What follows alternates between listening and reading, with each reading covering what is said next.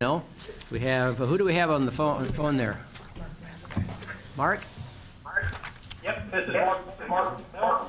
You got a terrible echo there.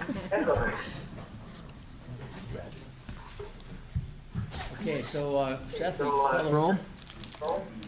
Governor Kitzhaber. Here. Julia Graham Edwards. This isn't working.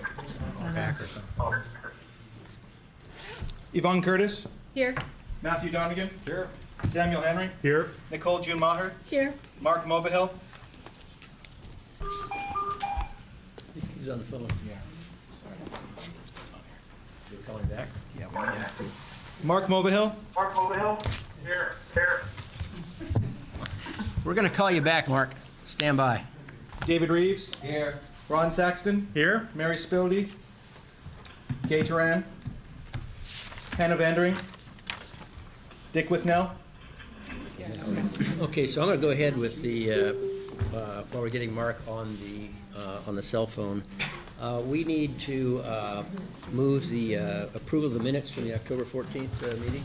So moved. It's been moved and seconded. The OEIB approved the minutes from October 14th. Is there discussion? Is there objection? It's ordered. Okay. So I wanted to, the first agenda item here is feedback on the recommended budget that I'm in the process of putting together. And I just wanted to make a couple remarks to kind of tee this up and then hopefully have a good discussion of this.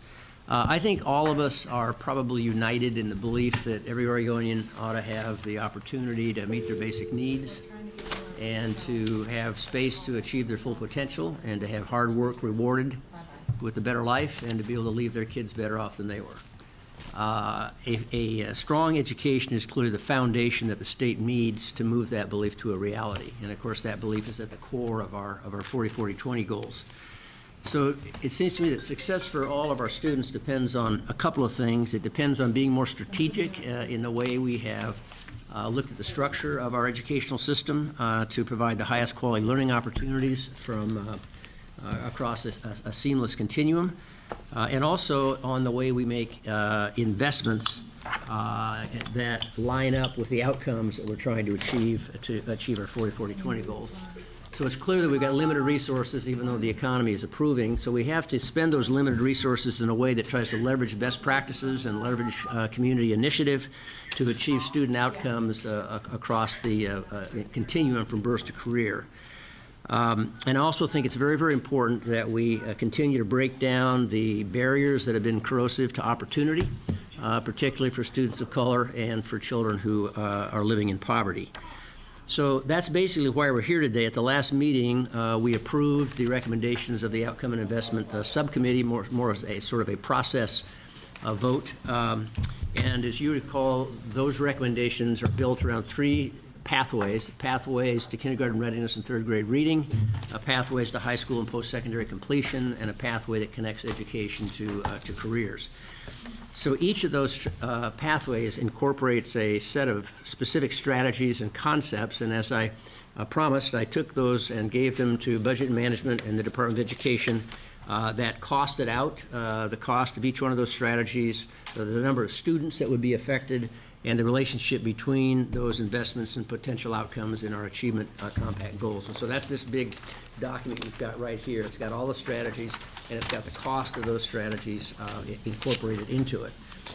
So what I'm hoping will happen today is that you can give me a sense of priority among those individual strategies. It's unlikely that we are going to be able to do all of them given our budget constraints. So some sense of priority would be very valuable, recognizing, of course, that there is always that inherent tension between base budgets and new investments. So what I'm hoping to do in the way I frame the 2015-17 budget is to try to change the education concept or discussion, the education funding discussion in Oregon, from one in which the state is a passive funder to one in which the state is engaged in strategic investor of outcomes. So we want to know that our resources are actually linked to the outcomes that we're seeking to achieve. And as we put forward strategic investments and try to build a unified education budget, it's important to know that there's a strategic plan behind that, and one that will create the incentives for the institutional change that will actually allow us to provide opportunities for all of our students. I met informally with a number of you over the past week, and I've taken that input and incorporated into this lovely document, which Danny's going to describe and explain to you in a moment.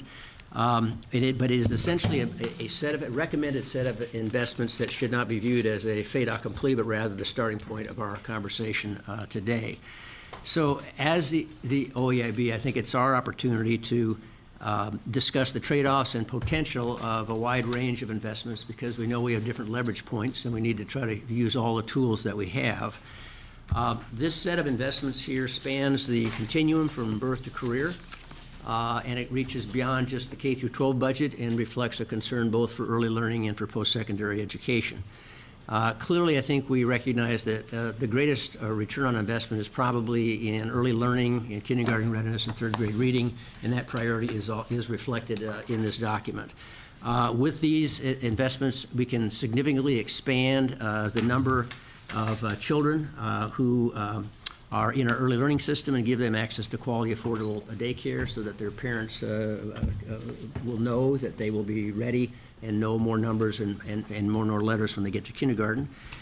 We can also align our early screening and intervention services with home visitation to actually try to reduce the known risks to educational outcomes. And we have a huge opportunity to build around full-day kindergarten to make sure that our early learning system and K through 12 are actually aligned, and that schools and communities have the resources they need to focus on literacy and proven best practices in conjunction with community-based organizations. And I think that can dramatically increase the outcomes at third grade reading. But as Danny goes over it, we've also tried to address the needs of a variety of different groups. So, for example, the incoming ninth grader who needs additional support, the first-year teacher whose passion and commitment is clear but may need some mentoring in order to develop their practice, a high school student that could be earning college credit in high school with his spare time but is in a study hall, the student that is thinking about dropping out and needs exposure to career and technical education in order to get inspired and stay in school and graduate, and the first-generation college student from rural Oregon who needs not only financial support but also the message that the best investment may be at an Oregon college. And finally, the student who's already dropped out and needs the wraparound services to actually get that high school equivalency. So it seems to me that as an investment board, we should be trying to look at investments that create the most impact on system change, that increase our outcomes to the maximum, and also scale up best practices across the range of students that we serve. So in addition to your input on the budget, and I'm not going to ask for a formal motion, but I just want to have the conversation, which then I'll try to reflect as we put the final budget together. I also want to signal to you and to our traditional historic educational stakeholders that I'm planning to set a significantly larger policy table that gives voice and power to educators and parents and communities and community-based organizations that reflect that subset of students that traditionally has not found an opportunity for advancement in our current educational structure. So with that, I will turn it over to Danny, and she can, if possible, explain what this means. Thank you, Governor. So before you today, you have a map of what we like to see, a map of investments. And what this does is we try to both summarize the investments that you've seen before in the pathway document, but also set them into context with a couple of different frames. So to set some context, let me point you out to the left-hand column over here, where you have a white lane, a sort of lighter green lane, and then it gets darker and darker. So if starting from the bottom, the sort of items that are in this last lane really represent an investment strategy around increasing or expanding a base level of funding to achieve outcomes within these systems. The sort of next lighter lane is to change the system incentives to produce outcomes within current funding. And this really is a place where we want to implement strategies to try to link our funding, more tightly link our funding to outcomes. This is the place where we're thinking about a different way to configure the way that we allocate funding so that it is tighter to the outcomes. The next lane talks about long-term systems change, where we're investing not only in the system, but also in the community-based potential of collective impact, and really trying to give more backbone support to a lot of that community-based, community-driven solutions that we know work really well. The last lane are the short-term strategic investments that really sort of build on some of the work that you've done in the last biennium around sort of a more directed, a more sort of focus on outcomes within a shorter time period. I would say that these strategic investments aren't necessarily deemed as ongoing, but they are continuing to be a proof of concept and ideas that are promising that we may want to try to scale up in one of the other lanes in future years. So then if we move over to the top sort of column right here, those are outcomes. They're not all of the outcomes, but those are key outcomes on the achievement compacts that where we wanted to show you where we can sort of make a big increase in the attainment of those outcomes. And you'll see that many of the investments span across each of those achievement compact areas. So then if you look over to the right, we sort of have the equity lens. As you know, we've done a great amount of work with all of the education agencies, the commissions, and the stakeholder groups to really ask the questions on the equity lens that you've adopted and approved. And I think that what that has done is set the stage to think about how we might implement some of these strategies moving forward differently, continuing to use the good information and data that we've gathered from going through the equity lens process. So let's get into the meat of the matter. Let's start at the bottom. If you think about like where our base of funding is, the two places where we're suggesting and where the investment concepts that have come through that support this type of investment are the first over in an expansion in higher ed affordability. And with that expansion, we see a potential to increase college completion, as well as be able to serve a greater number of students with financial aid. The next one is the third grade reading concept, and that concept really straddles two investment strategies. One being expanded capacity to provide third grade reading, as well as expanded funding to make sure that that opportunity of all-day kindergarten really is linked tightly with proven best practices around literacy, and making sure that that's aligned within schools, and that we're supporting schools' partnership and connection to community-based organizations to provide that added time, that added enrichment that supports the good learning that happens in classrooms. If we move up to the next lane, we have three proposed funding formula changes.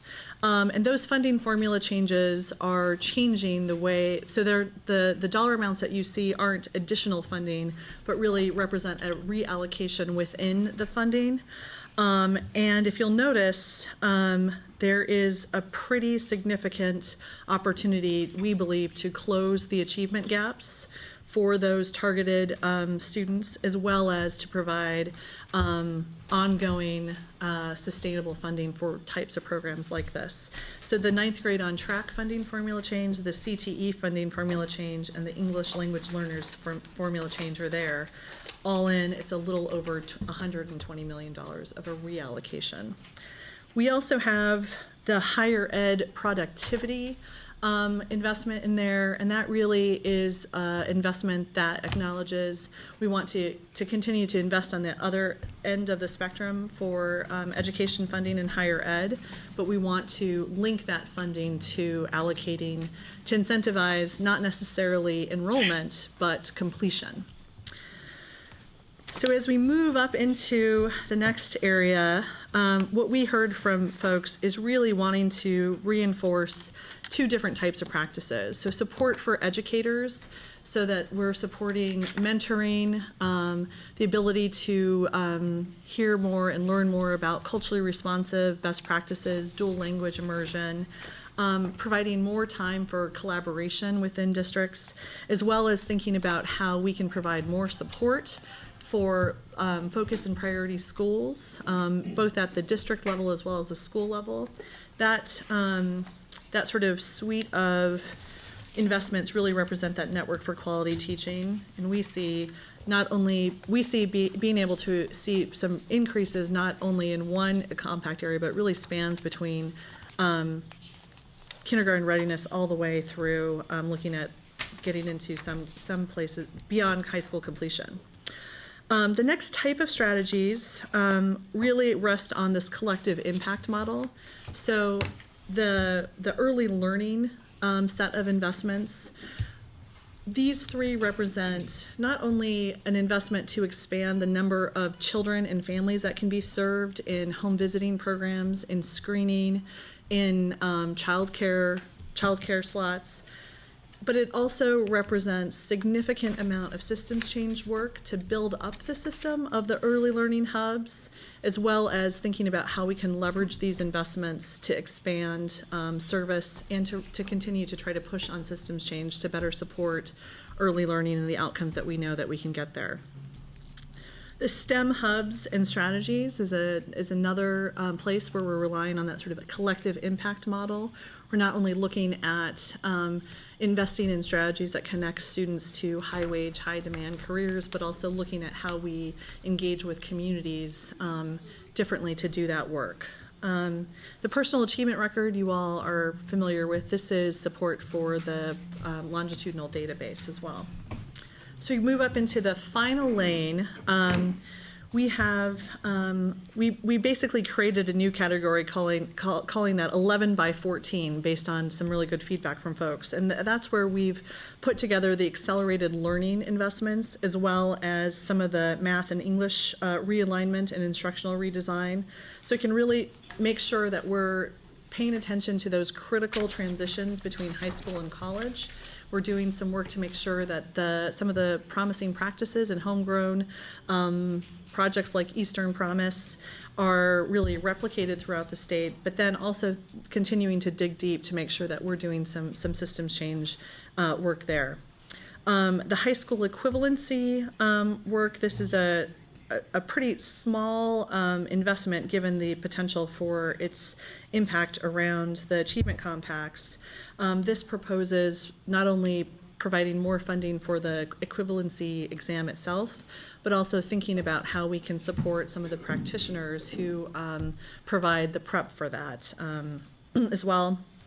And then CTE revitalization really looks to support and expand some of the work that's been done around revitalization grants, adding to that and thinking about a strategy for student engagement, and also really thinking about how to engage students in a way that supports the pathway development, career pathway development, as well as thinking about how we can reinforce regional work that's going around there. So you'll notice that not all of the investments from the big list are on here. We looked at the number of students that are served, the potential outcomes, as well as the investment and the investment type. And we think that this is a good starting place to sort of to think about the whole package for investments, and would love to hear your feedback.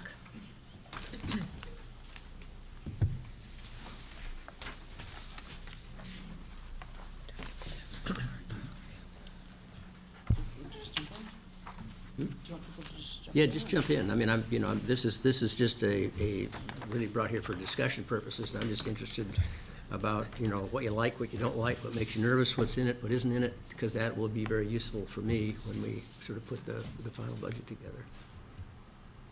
And if you have questions, and if Danny confused you, then you can get clarification from her.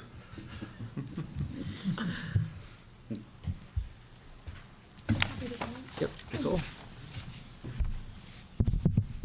So there's many things I like about this budget. I think the acknowledgement and deep investment and clear priority around early childhood and third grade reading are right on, and I think they're really reflective of the values and beliefs that so many constituents have shared with us throughout our public testimony and throughout conversations that I know many of us have had with folks reflecting all different parts of education. So I feel really strongly that that's a wise and good investment. I also am very pleased to see that the high school equivalency is included. I recognize it's a small amount of money, but I think as it pertains to the impact we'll have with I believe that this will impact close to 50,000 students, and I think that the return on investment is really profound. And considering we have such a significant number of students who are out of school, this is really our only area we're investing in that. So I'm very pleased to see that, because that population doesn't get spoken about enough. Lastly, I think it's really important to note that one of the things I really like about this portfolio is that it is truly transformational, and it's the first step to this board really realizing our potential around being transformational leaders in education and truly budgeting to outcomes. So I am fully supportive of the formula change, and I think that that is really important, because I know I personally signed up to be part of this board to make real change and to really develop strategies that meet the needs of the students who we have historically left out. And I think that this is a great portfolio in that aspect. And I really appreciate that equity and serving students who have been left out are really clearly expressed in every part of this document, from higher education throughout. And so I could go on, but I'll leave it at that. David? Yeah, what's on the chart looks good. There's certainly high priority. I just was trying to find my original copy we've been working for the last few months about what didn't make the cut or what was left off. Danny? Sure. So a couple of things that were left out were, I would say the reason that they were left out is because they were not necessarily that they weren't good ideas, they were still in development. So the blended advising, for example, that is one that didn't necessarily rise as a priority. The post-secondary talent development, I think people provided feedback that they thought it was important, but there was still some work to do to work through that. And that it wouldn't preclude, not investing at this time wouldn't preclude some of that work being done. The youth and community investment, while there's a big commitment to the population of folks that it serves, I think folks felt like there was some more work to be done to try to think about how to continue to increase those investments, their ability to make some outcomes change. One of the things, dual language progress monitoring isn't on there because we essentially enveloped that into the K through 3 reading. So it's not expressed in there, but we imagine that investment would be part of that. And I believe that's it, since the pathways document. Okay, thank you.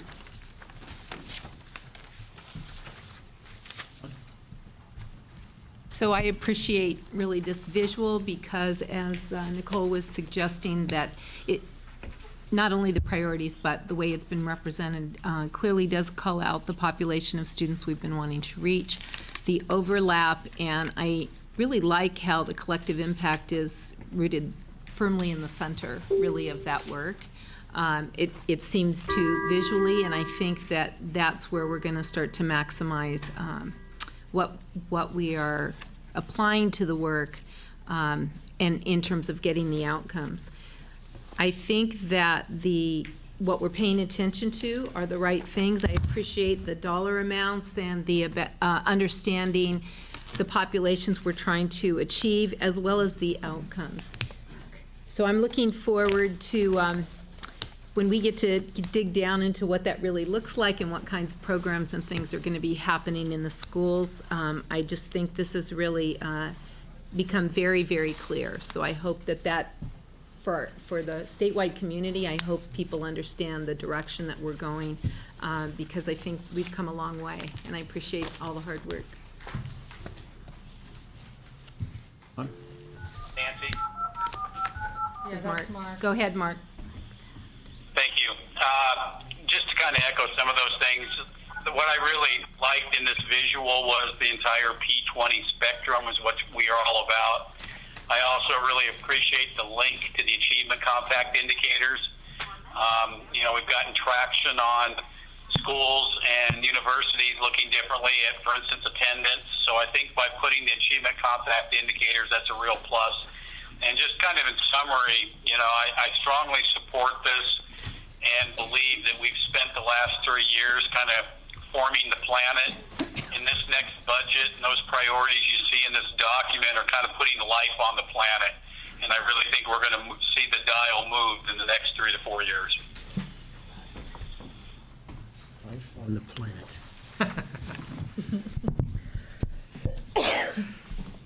Thank you. I'll echo what I guess the others have said about appreciating the process. I was, critical of the process a couple months ago, and I think we've seen some real improvement here in terms of. That's just Mark. Oh, it's just so he can hear, or because he's going to interrupt me? Maybe both. So I want to thank the governor and Nancy and Danny and the rest of the staff for being responsive to some of those concerns that were raised about both the process, about provision of information, and really, to be honest, about the use of this committee. I think the right way to use this committee is to have us dig into some of these things about types of investments and where we ought to be putting the money. And so anyway, I thank you all for that. In terms of some specific comments, I understand this is everything's sort of a compromise, and I'd probably be a little more radical, and some people would be a little less radical, but I do absolutely agree with, I think it was Nicole's comment, that this has taken a step in moving us towards the kind of transformation we need, and absolutely an improvement on the status quo, and so I'm very happy about that. The 3 formula changes I think are really important, and I'll talk more about that in a minute, but I think there are others we can talk about, but I support the changes, and I think it's very important to make those kind of changes. I absolutely support this focus on the mentoring and the school district collaboration fund, and I said in earlier discussion, I don't feel able to say, is that the right amount of money or not, or should we put a few more dollars behind those, but I think those are really important initiatives, and we need to make sure they're successful. Just a few comments beyond that. Like I said, I think the 3 formula changes are good. They all basically incentivize performance at the higher end, or the older students along this. I'd really like to see at some point staff coming back with how we could make some changes that provide some incentives at the early end of the spectrum. So that's one comment. But second, I really feel like at all levels, we need to move the formula away from funding based on attendance. We talk about that as a concept. This moves it that way. It doesn't move it. I mean, I'm happy to take steps and know we have to do things in steps, but we need to be planning next steps, because attendance to me is the worst measurement of, for what we fund, and it's how we still hand out most of the money. I'd like us to stay focused on completion. We talk about that, high school, college, other programs, and so forth. That's ultimately, 40-40-20 is really a measurement of satisfactory completion, not just jumping through the hoops, but getting through it. And so that's a focus. And when we look at this, we talk about sort of a 10 to 14 kind of thing. But the truth is, although I don't like silos, I'm going to talk about one for a minute. Kids going to community college to do remediation means high school didn't do their job. And so paying twice for that isn't a good use of our money. High schools are supposed to be graduating students ready to go on. And we've got to incentivize, high schools or K through 12 systems, that it really is their job to get that done, not to pass that duty on to the community college, which then diverts money that ought to be being used for more truly higher education kind of purposes. And my last comment is, as we look at the chart, I think it's some very good investments in K through 12. It's some very good investments in early learning. I know we don't have enough money for everything we'd like, but I'd someday like to see more of an investment in higher education. Can go on and on, as Nicole said, but I'll stop there. Anna? So I really appreciate the acknowledgement of the the third grade reading and how important that is to us really improving education in Oregon. I think the investment that we are making in kindergarten is really important. Heard several comments around what's going on in our schools and whether teachers are doing their job or not doing their job. And I just, I'm frankly a little disappointed. We've spent a lot of time in the Outcomes and Investment Subcommittee, and then we spent time last week talking about those things that were important. And everything's still on here, and it's still, instead of talking about the fact that, you know, when Measure 5 passed, we said the state was going to fund public education. And we know what that means to fund education through the quality education model, and yet we're not doing that, but we're saying high schools aren't doing their jobs when they've got 50 students in a science class. I'm not sure how they can do their job. I'm not sure how we can push any harder. And I agree, we are absolutely not providing the learning conditions for our students that they deserve, and that's why I was so excited about being on this board, to make sure that we did invest and that we did provide those learning environments that are necessary. In the investments that we have, we talk a lot in here again on incentives for the outcomes that we want. We've just adopted the Common Core standards. And I think that's the outcomes. We want those students to be able to reach the benchmarks. And in order for us to obtain that, then we have to provide the support that's necessary for educators to provide the education where students can. And we're talking about formula changes that I know there's a big meeting on Saturday and lots of talk about that, but it doesn't seem to matter what comes forward as far as how it impacts. It just keeps moving. The investment that we make in mentoring, we've talked about those things that matter. We've talked about third grade reading and higher ed affordability. But it just feels like we're pretending. And Governor, I really appreciate you asking for input, and that's why I'm excited about being here and being able to give that. But I really believe that the incentives are a slap in the face of the educators that work in this state. To think that you're going to incentivize us out of this hole is not correct. We've got to invest in our students. We've got to show them that we really care, that we're not going to allow 44 kindergarten students in a classroom anymore, that we're not going to allow students who need special assistance to not have that special assistance because we're not willing to fund it. And I know there's not an ever-ending supply of money,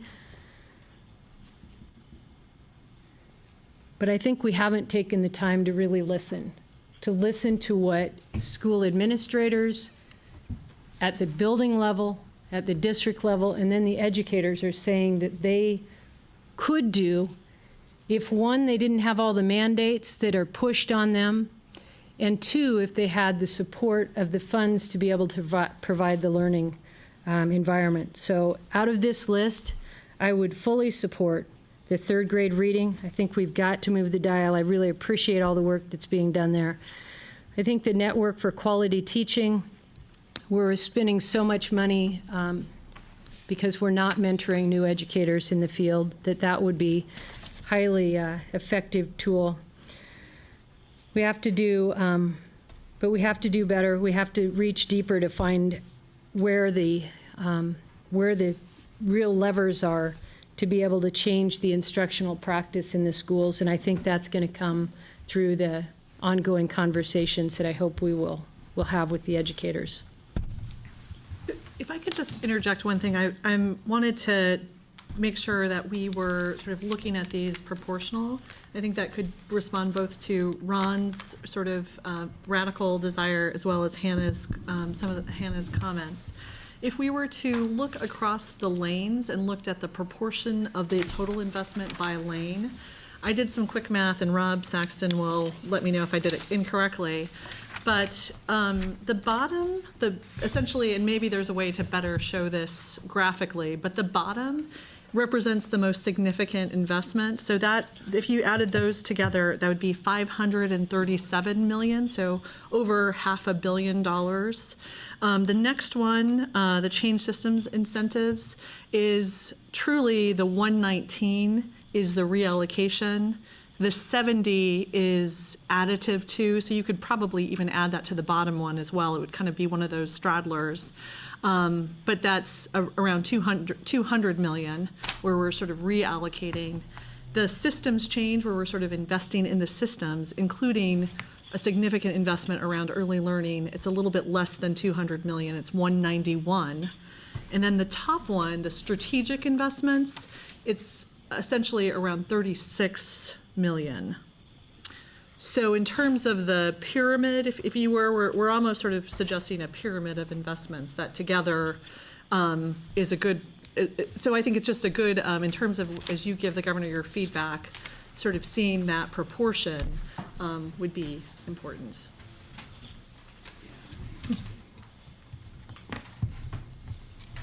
Yeah, no, I do appreciate the way these are broken out on the chart with short-term, long-term, and now I'm seeing the base of the pyramid in the top two. I think it's good we're finally looking at affordability of post-secondary education. Something that's been neglected has the funding has been decreased over the last decade. I must say the formula changes. It's just called higher ed productivity in here because the formula hasn't been agreed upon. And there is talk about outcomes-based funding. We do have to talk more about that. I've spoken to the HEC Finance and Achievement Committee too, the need for a real review period of that as the proposals are rolled out, which they haven't been rolled out yet. They are to be in the beginning of December. But there is some, I think, some very healthy skepticism among many about what other states have done in this direction that hasn't really been shown to be effective. So I think it may be something we keep in mind and maybe try for newer ways of looking at that than what's already been done in other states. Like I said, the proposals haven't come out yet, but that's what the data is indicating so far. Tim? Well, I just want to compliment my colleagues in the governor's office on the work that's been done. I know I've gotten older and grayer while I'm on the OEIB, and hoping that I shaved the beard off this morning because it looked too quiet, and hoping that we would actually get around to doing something. And I'm really glad that this is our blueprint for the next step. I'm still pushing for the blueprint beyond that, as several of my colleagues have alluded to. I'm just completely tickled with dealing with the ELL. You've heard me rant about that before, but I do want to say to my colleagues, I'm really glad we've gotten to this point. I appreciate the governor's hard work and those on his staff, Danny and others, and I think we need to move on this and do it. I don't want to get grayer while I'm waiting.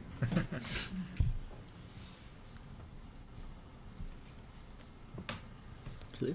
Yeah? Do you want to go with that, or? Go ahead. So I want to just echo Ron's comments that was one of the early people who asked for the dollar amount and student impacts. So I really appreciate the work that the OEIB staff and the governor's office did to provide us with that, because I think it gave us a sense of... We can't hear you, though, please. Give her a mic. Here we go.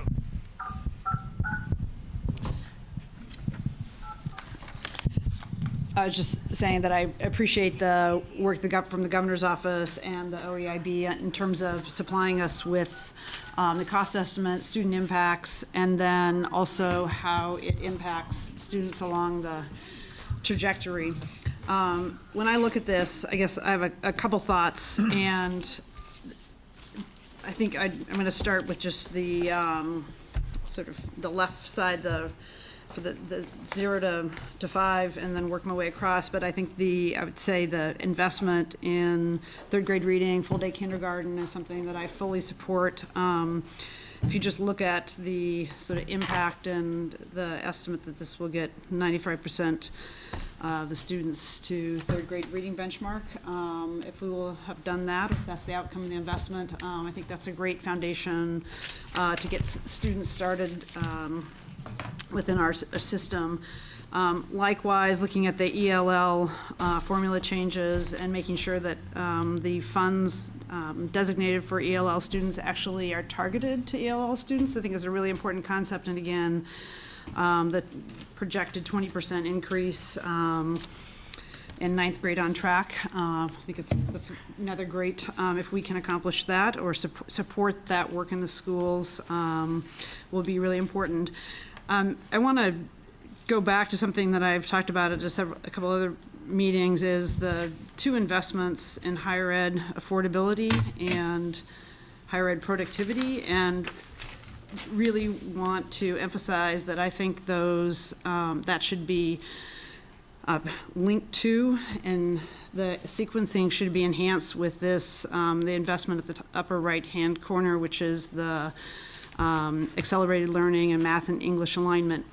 I would have just a little bit different take than Ron on this, in that I look at this as more of a lack of the students who are having to take remedial courses, and there are quite a bit. The Accelerated Learning Committee had 60% of the high school graduates needing some sort of remediation. Is that part of that is a disconnect or a non-alignment between our standards at the K-12 level and the variety of placement tests that are taken.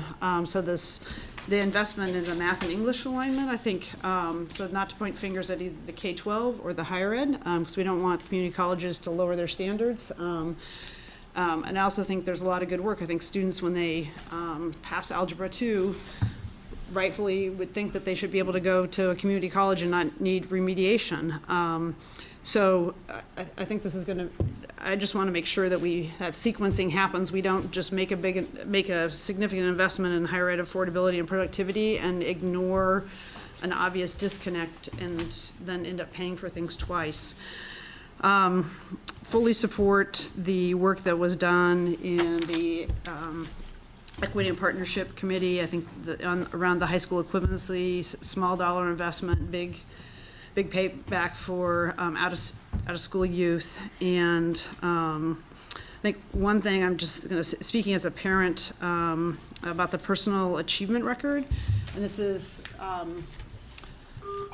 not speaking to the longitudinal database aspect of it, but the personal achievement record, I think every student and their family having access to information about where they are sort of in their journey through the system, where there's challenges or more support is needed. I think that's giving real-time tools to students and their family. I know as a parent in Portland Public Schools, the fact that I can go online and see where my child is in terms of all their classes and progress to graduation, I think it is sort of turning over some of the sort of secret things that were in the black box earlier, maybe in the grade book that you couldn't see before. This really provides a lot of information, opened up conversations between parents and teachers, and I think only supports families. So I think this is overall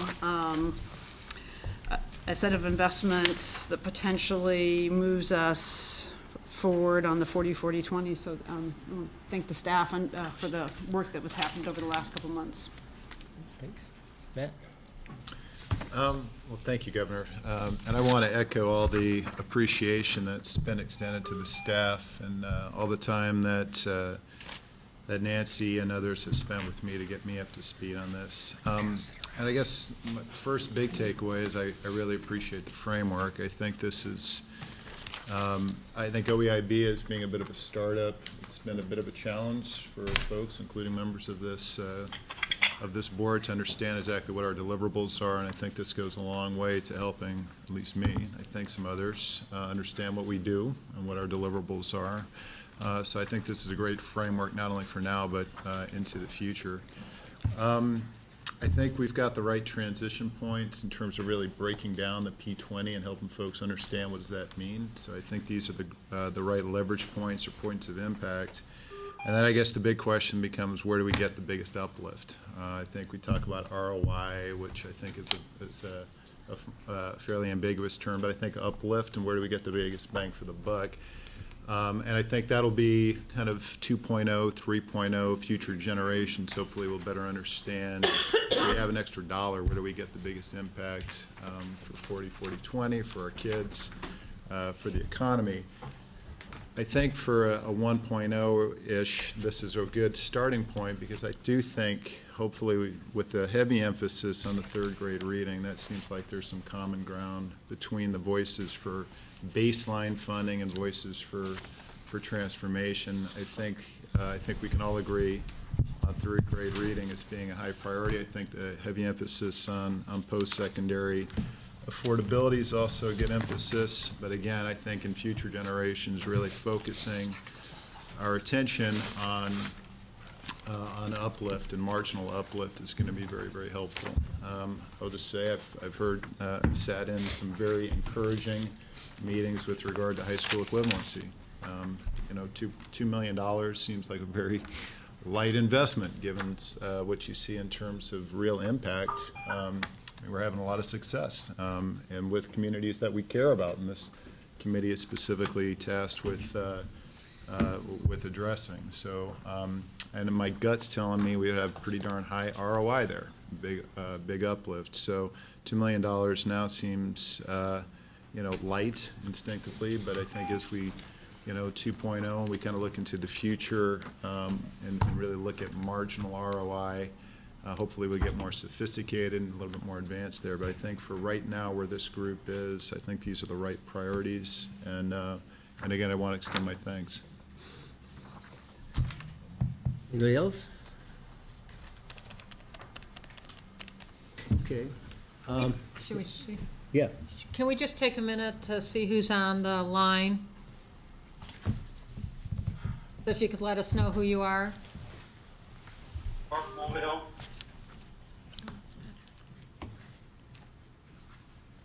Awful lot of beeping if he's the only person on. I tried to get on, but couldn't get on. Yeah. Who else do we have online? Well, so let me just conclude. So first of all, this has been really useful to me. We've got, obviously, get the budget put away on Friday. It'll come out on the 1st of December. So I will do everything I can to try to incorporate these into the budget, which we also know is a starting point for the legislative debate, but try to really take the savings that we've accumulated in any new resources and put them behind really smart investments and outcomes.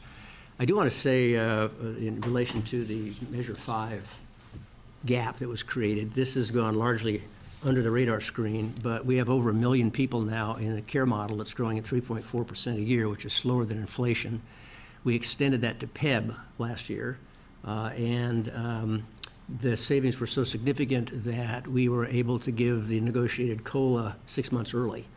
And we want to have conversations, and you and I have had this conversation about looking at a similar model with OEB. The projections are that if you have that group of people in a care model that's growing at 3.4% a year, we would eliminate the Measure 5 structural budget deficit by the 2019-21 biennium and actually have a structural surplus by 21-23, assuming the kicker doesn't kick and the economy doesn't drop out. But that's really significant because, as Hannah said, for 20 years we've been sort of behind the curve, and this gets us to a position where economic growth actually results in the opportunity for some deep investment. So I don't want that to get lost in the way. I think it's a very, very significant accomplishment that actually interfaces with our efforts to reinvest in education. So with that, we will yes, yeah, please. Sorry. I just wanted to make one more comment as I was listening to you speak and thinking about the work and the advice that I think you've heard today. And I think, one part that's really important is recognizing that we're going to make this set of policy recommendations to you, you will then have a budget, and then it will go to the legislature. And I think, that's where it gets really tricky. And I think that one thing that's really important from my perspective is that what I like about this is that it's a portfolio and that there's both additional resources, and I think we're trying to hold up our end of the bargain by investing additional resources, and we're asking for transformation. I think just more money to our system as it stands will continue to have the same disparate outcomes where there will be winners and losers among our children. And so it's really a balance and a portfolio approach. And so I think it could get very tricky if it's just more money without the transformation. We won't get the outcomes that we want. And I think the other part is that the first few years of OEIB have really been about building a new system and a new governance structure. And I think Rob and his team have been working very hard to build a new Oregon Department of Education. And I think there's been a lot of those changes, and I would hate for that to be lost as we move out of just our policy role. So. Okay. We are delighted to have with us the Secretary of State to go over the audit report. Welcome. Good afternoon.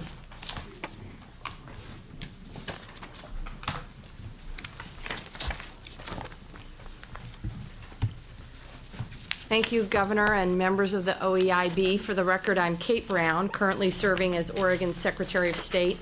I think you all know, as the Secretary of State, I get to oversee the Audits Division, and which is one of my great pleasures. And we really appreciate the opportunity today to share our auditing work with you. This spring, our auditing team completed an audit of what we call the achievement gap in Oregon. And we measured the gap by comparing groups of students' 8th grade test scores on the Oaks test in math and reading in the 2011-2012 years. And according to the research, a 5-point gap in test scores is roughly equal to 1 year of learning. Using this standard, Latino students, Black students, and economically disadvantaged students as a group were at least 1 year behind their counterparts.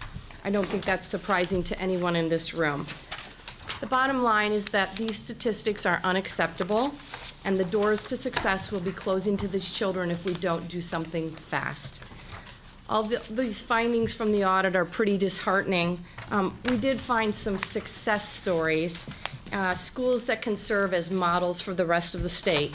My auditing team toured 9 of the 39 middle schools that have been successful at working at closing the achievement gap. I was able to tour one of them. It happened to be Walker Middle School in Salem, and they are successfully closing the achievement gap as well. I was able to meet with principals, educators, and students, and was really impressed with their efforts. We saw at Walker Middle School, like the other states, or the other schools that have been successful at closing the achievement gap, 5 successful best practices. And I want to share with you what I saw at Walker in terms of the success of these best practices. First of all, at Walker, they created a safe and positive learning environment for the students. In meeting with the students, they told us they loved their teachers and they really liked going to school. Secondly, the school sets very high expectations and support. At Walker, all of the teachers expected all of their students, regardless of income or race, to be prepared to go to college. So that meant every single day they are preparing their students to succeed in high school. Outside of each classroom, and I really love this, is a placard saying where the teachers graduated from colleges or multiple colleges. And on Fridays, they would wear the college jersey or T-shirt of their choice to familiarize the students with the different colleges. The teachers that I met were Ducks, Beavers, and Western Oregon University is the Timberwolves. Okay. So I mentioned safe, positive environment and high expectations and support. The third best practice is teacher collaboration. And the educators at this school worked in teams to tackle issues that they were having in the classroom or with particular students. It created a very warm learning environment and teaching environment.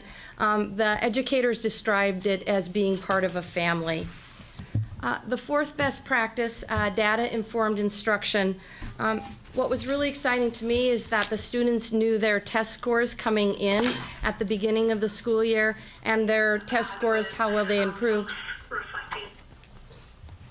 Okay, a little feedback. They knew their test scores at the end of the year, so they knew their individual successes, and that was really, really important. The teachers knew those numbers as well.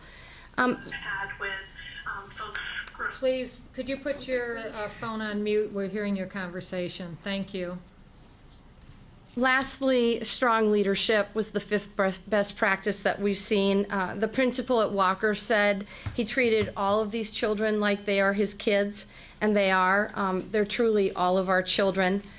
So these are really common sense approaches. I know we can do this. I just want to share in closing a story from two of the students that I met at Walker Middle School. Their names were Kaylin and Victoria, and they gave me a tour of their school. Victoria told me she wanted to go to Harvard Law School, which I thought was pretty impressive.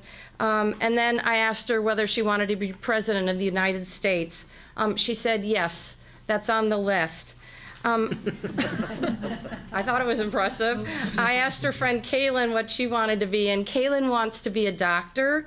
And so I asked her whether she wanted to be the president's doctor. And she said, no, I want to be the Surgeon General. While all of our children may not want for president, we want them to be able to achieve our dreams. And our job is to invest in our schools in a way that closes the achievement gap in every school and every corner of this state.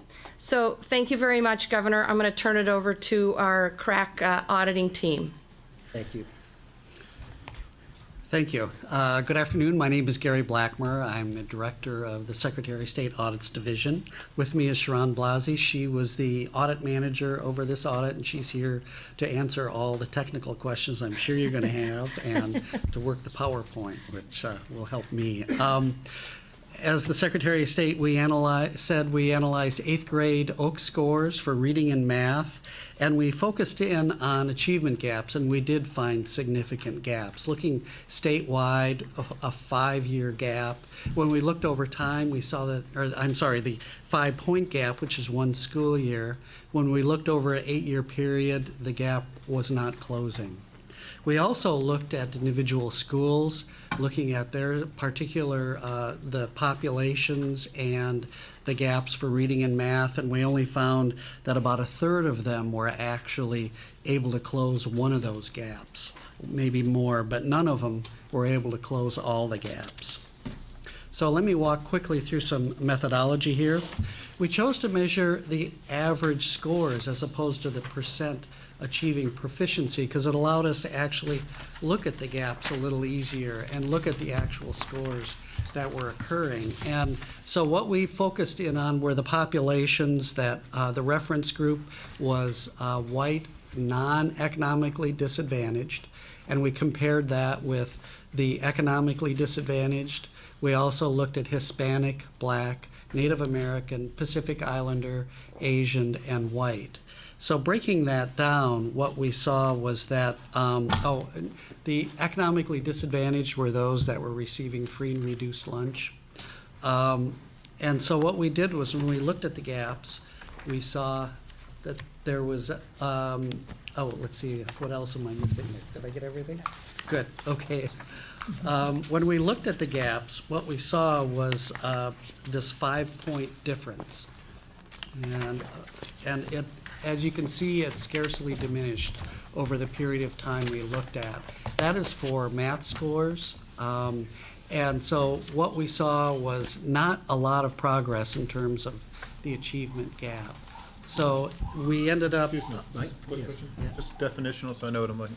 So is this economically disadvantaged inclusive of all the other subgroups, or is that a different group? It's white, economically non-disadvantaged. Right, I got that, but the Okay. economically disadvantaged, is that inclusive of all the others? Is or it that- disaggregated or is it just? Oh, it's all the economically disadvantaged Okay, in so there. this will include folks from all the other groups that are, okay. That's correct.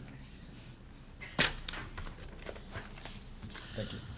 So Eco Northwest and Chalkboard Project did some research on the points in the Oak scoring and basic estimated that 5 points was equivalent of 1 year of difference in abilities and in achievement. So by that measure, essentially the gap there represents 1 full year of the disadvantaged students being behind the advantaged students in terms of math. In reading, you'll see the same gap is there. It only very slightly decreased during the time period, but again, it's 4.3 points, which is nearly a year lag between those students that were economically advantaged versus those that were economically disadvantaged.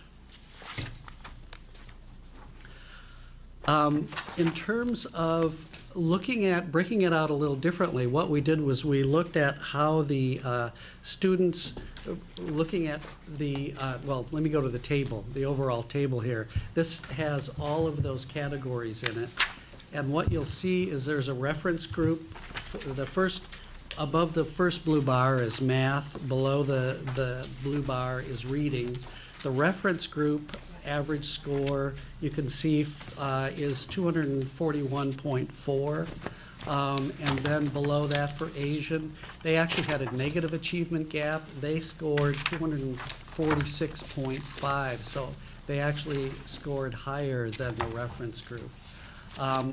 In contrast, black students, they scored 233.7, which is 7.6 points below the reference group, which is essentially a year and a half of difference in terms of the achievement. Hispanics, 7 points difference between the reference in math and that population. Native American, 5.9. Pacific Islander, 2.8. The overall average gap, 5.3. So going down then to reading, similar patterns. Asian, they still had a negative, but it was only 0.4. 6.0 for black students, the difference between 238.6 for the white non-economically disadvantaged and the black students. Hispanic, 6.6. Native American, 5.0. Pacific Islander, 3.9, for an overall reading gap of 4.1. The economically disadvantaged is to the far right there, and that the numbers are very slightly different in the reference group because they do comprise a slightly different group than the comparators for the racial break and cultural breakdowns. But essentially the same pattern holds of 5.3 for math and 4.1 for reading. So where do white economically disadvantaged kids appear on here? Is that gap measured somewhere? That's the 5.3. It looks like that's everybody. That's everybody. Is that economic? That's everybody. Is the white? It includes, but they aren't broken out in the table here. Go to that where this. Is there a reason? I mean, that's a pretty substantial population in our state of poor white children. Yes. If you look at But slide do we have a 7, separate- Yes. it looks Go like back the to blue 7, dash. slide 7, yes. The blue dash, okay, on page That one. 7. Like on slide 7, This is dash is African American, this tied is with, black. so black, Oh, wait, here it non-disadvantaged, is. so is Oh, yes, you can see it on the chart here. The lines, the dashed lines are the difference between the white not disadvantaged and the white economically disadvantaged.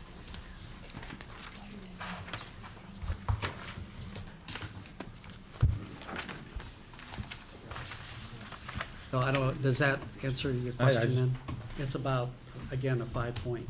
It's a lot of kids. I want to make sure we keep our eye on that population too. Uh-huh. Plus, that population of children in poverty is growing as well as part of our school population. Do you have the numbers that this graph was taken off of? We have the appendix. Yeah, I'm just, this is a very nice chart here because it's actually got the numbers, and you're kind of eyeballing the percentages on the, so that would be useful if you, I don't read it now, and if you had, that would be We can get useful. it to you, Governor. Yeah, great, thanks. Let's see, so where did I leave off? Okay, yes, continuing with this chart, as we noted, the white disadvantaged and not disadvantaged had about a 5-point gap, but the white economically disadvantaged scored roughly the same over this time period as the black not economically disadvantaged. So essentially, when you look at, there's a dashed line which is in the middle of those lines that really roughly parallels a light blue one. That's those two populations. The white not disadvantaged is the top dashed line there. So it's even a 10-point gap between the white non-disadvantaged and the black disadvantaged. So there's a big gap there that we found among the 8th grade students, and this is in math. And a similar pattern holds for the reading. So was there any information, do we have any facts around the test? Because we're using the Oaks test, and the Oaks test is culturally biased to begin with. Do we have anything that shows that gap so that we can understand what we can do as educators to use an assessment that actually is appropriate, so we're not putting students at a disadvantage? Because my understanding is they're culturally biased, and correct me if I'm wrong, but do we have any data on that? No, we don't. We use the Oaks test as a basis for evaluating where we were. We didn't look at the other alternatives that are out there in terms of scoring. So Hannah, is your point that the Oaks test itself may skew the results?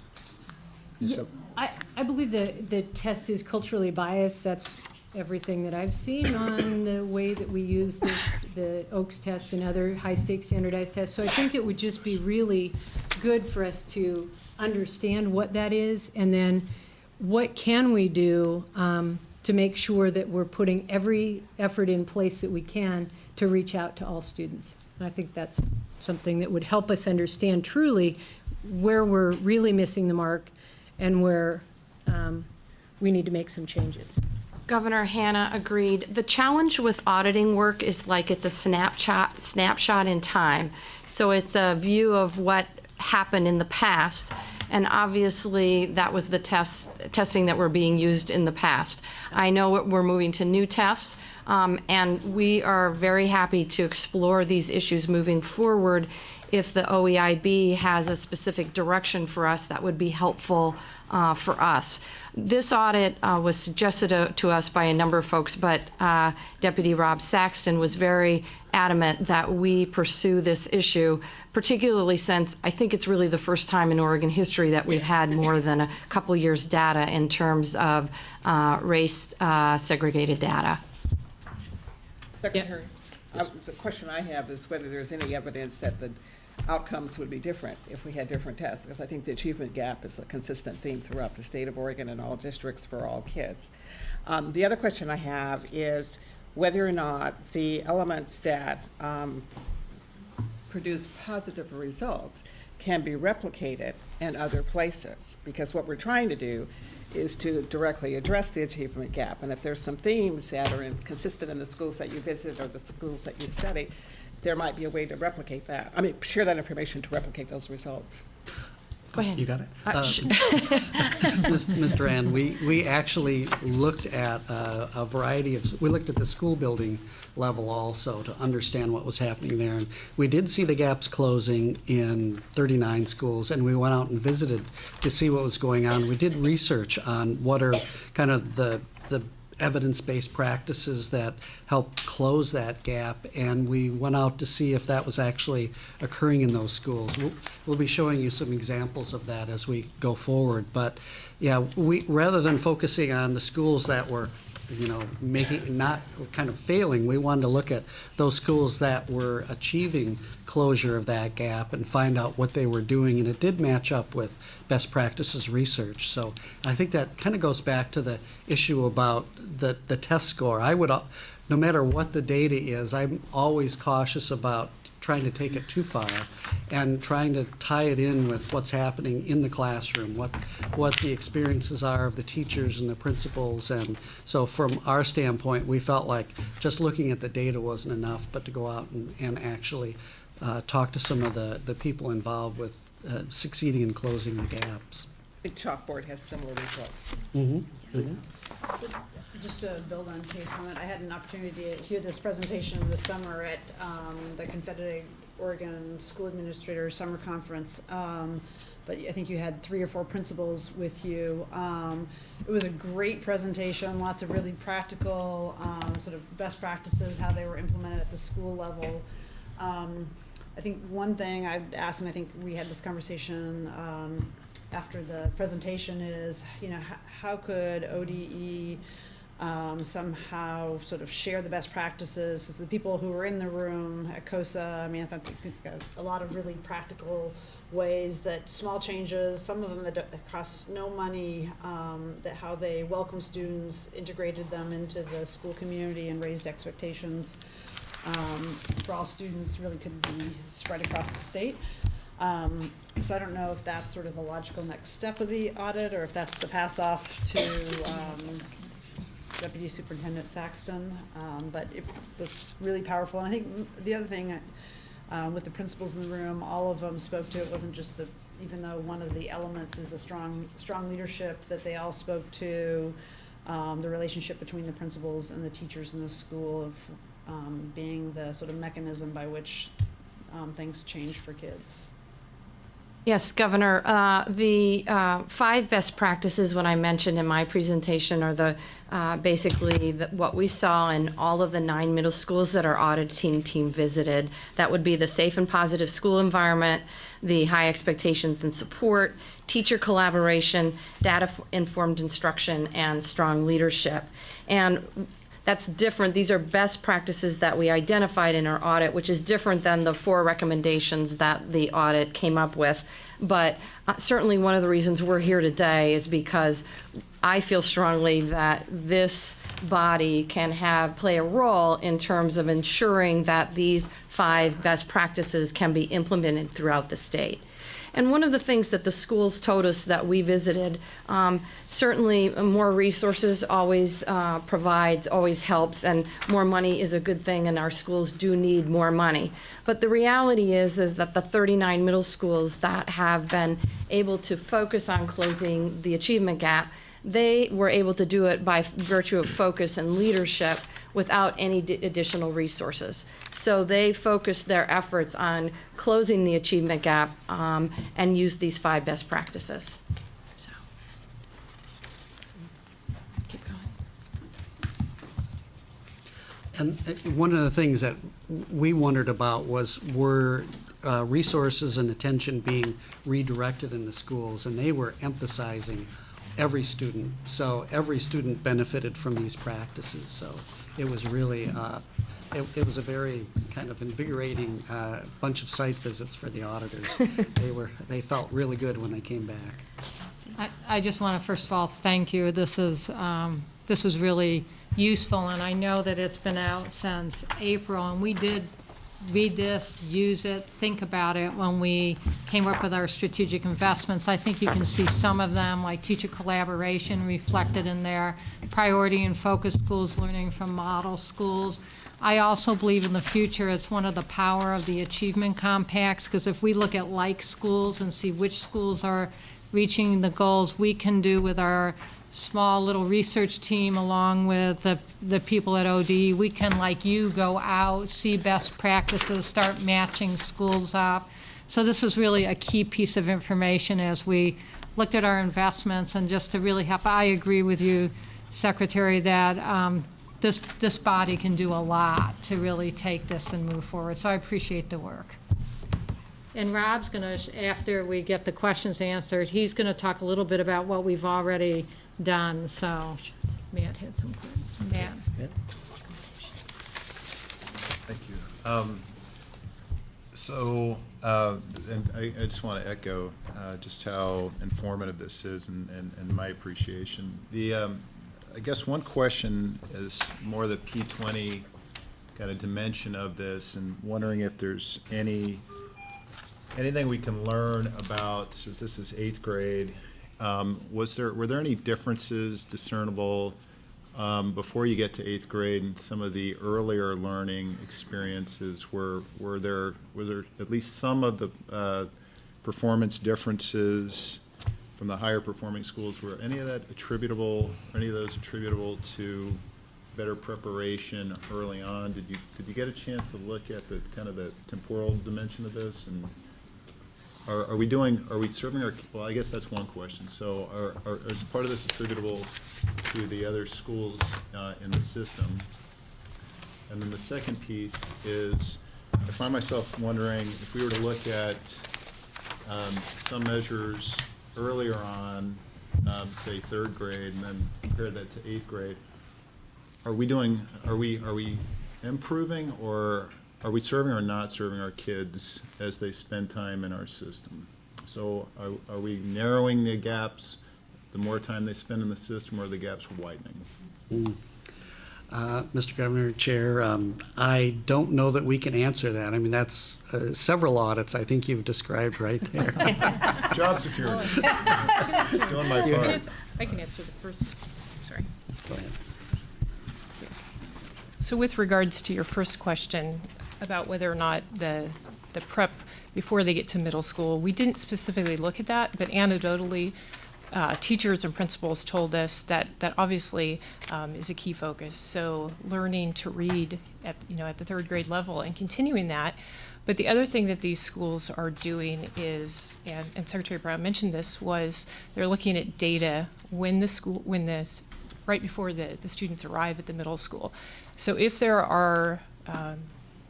if a student is behind, these schools that are closing the achievement gap are identifying those deficiencies. They're placing students where they need to be in the classes so that they can get them back up to speed. And there was a real focus among these schools in doing that. So kind of the data-driven understanding of the needs of these students is very key. And so that was part of our recommendation. And we also understand that that is a priority for the Department of Education, is assisting schools in identifying where those deficiencies are. The only other thing I would add to that is that, and this is my opinion, this is not based on our auditing work, is that one of the reasons I believe that we're seeing the achievement gap, particularly in students of color, is that we are failing to meet their needs in a culturally sensitive way. And one of the areas that will be compelling to me moving forward is, I know that the Pendleton School District has worked very closely with the Confederated Tribes of the Umatilla to adopt a curriculum that is more inclusive of Oregon's tribal history. And if we could isolate that school district over time and take a look at those numbers over time, I think you're going to see in the Pendleton area that those tribal kids will end up doing better in the Pendleton School District. That's just a theory, it's my opinion, but I think that's a really concrete example of how we're working in certain areas to meet the needs of a diverse student body. I might add that we're already starting to see the needle move in Pendleton with our Native American kids, in particular the 3rd grade reading this year was very encouraging, as well as the number of credits earned at their charter school. Nicole? I just wanted to suggest maybe a 6th area of promise or best practice that we've been learning about at the organization I work for, Northwest Health Foundation. So we do grant making to schools and community-based organizations, and recently several partners of ours and our organization embarked on a process to really create a very intentional equity lens in the way that we invest in schools. And we looked at 3 factors: third grade reading, rates of free and reduced lunch, as well as the achievement gap, and tried to look at those 3 things in order to create a portfolio of those schools that we want to invest in. And we found some really interesting things, one of which was that there are many schools around our state that actually have very, very high poverty rates who actually have excellent third grade reading scores. And one of the things that we found, and so unfortunately those schools didn't make our list. We prioritized investing in some other schools. But we were very curious about that. And when we looked further and took the effort to actually go and visit many of those schools, one of the things that we saw consistently was that there was an overwhelming trend that those schools had deep partnerships with community-based organizations, with community groups, and that those schools worked very, very hard to build deep partnerships with the parents and families of the children who had historically not been served well. And so where you might have schools with very similar demographics, you would see some schools that were having 95% at or above reading rates, and then you would see another school at 20, 30%. And a lot of the things that you mentioned are absolutely true, but we found that to be very, very intriguing and interesting as we continue to incentivize and think about supporting schools to partner differently and make schools truly a hub of education for the whole community. So I love your comment around the school that you visited and the family atmosphere and the 5 areas that you talked about, the common practices. I think it is all about that atmosphere that you create for learning and that love of learning, the expectation that everyone will succeed, the stepping up and wearing your Pacific University in garb Or on Lewis Friday. and Clark. Yeah, well, if you have to, no. And I'm sorry Dick isn't here to say Linfield. But I really appreciate that. I want to go to page 7 on the report, and it talks about the factors that impact student achievement. And you have a long list here of those things that impact. And I just wanted to ask you, because in the header here, are these the out of school, or is this inclusive of in school, out of school? What? Because this is a nice list of things that we've been talking about. These are priorities. Is this what we should be as a board? Should we be addressing these issues if we really want to move the dial? My first reaction is some of them are in school and some of them are out. Things like high absenteeism is definitely something that schools can work. I mean, it crosses the boundary because parents and families are a key part of that also, but family income is another one that is clearly outside the school bounds. So it's a mix of things, but that's what the research seemed to indicate, was that there's just a variety of factors that all come into play that can influence the ability of children to close that achievement gap and for the schools to be able to do the same. Hannah, also in response to your question, we did an audit, and maybe Sharon can remind me of the date, on educating and supporting teachers that addresses a couple of the factors in this particular list. Inexperienced teachers and teacher preparation. So we can certainly send you the link and provide you that as well. Oh, we also did a report on the GED. On our GED program in Oregon high schools and community colleges, and I'm happy to send that to folks as well. I don't want to overwhelm you with audits. Really? Well, I'm happy to do so, Governor, if you want to read them. I think what this list points out to me is it's not demanding what the curriculum is, but it's providing the learning environment. And I think that's one of the things that I would point us to, again, is if we create the learning environment in which is outlined here, then we can address the achievement gap. We need not push a whole lot of thou shalt use this curriculum, but we really need to build that learning environment, is what I see in what you're telling us. If I could just add one little, and we saw a big overlap between this and the audit we did looking at educating and supporting teachers, that there's kind of two learning environments that happen. One is for the students and the other is for new teachers and developing teachers, that being able to build that collaboration among teachers in a building is key toward achieving, a greater success with students and for the teachers themselves professionally.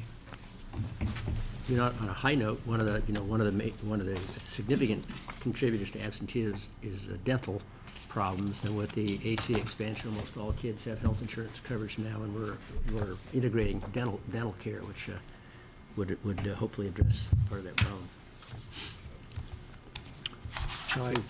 Thank you very much. Anything else? Good job. Thank you so much. Thank you very much. We appreciate your time and energy. Thank you. Thank you. Thank you. Rob, you want to?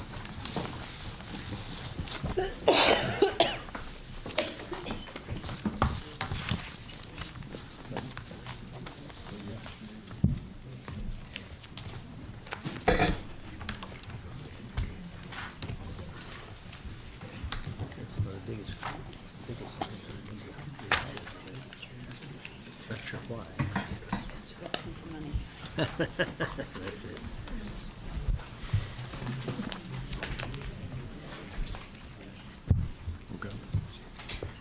Good afternoon, Governor, Chief Education Officer Golden, and members of the board. Rob Saxon, Deputy Superintendent of Public Instruction.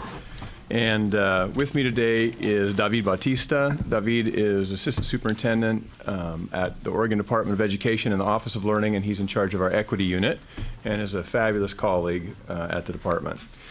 I want to thank Secretary Brown and the great work that she and her audit team did on this, and really shone a bright light on some things that I think they're important for us to shine bright lights on here in the state, and to give us one more look at some of the issues that I think that we have in making sure that we close achievement gaps for our students.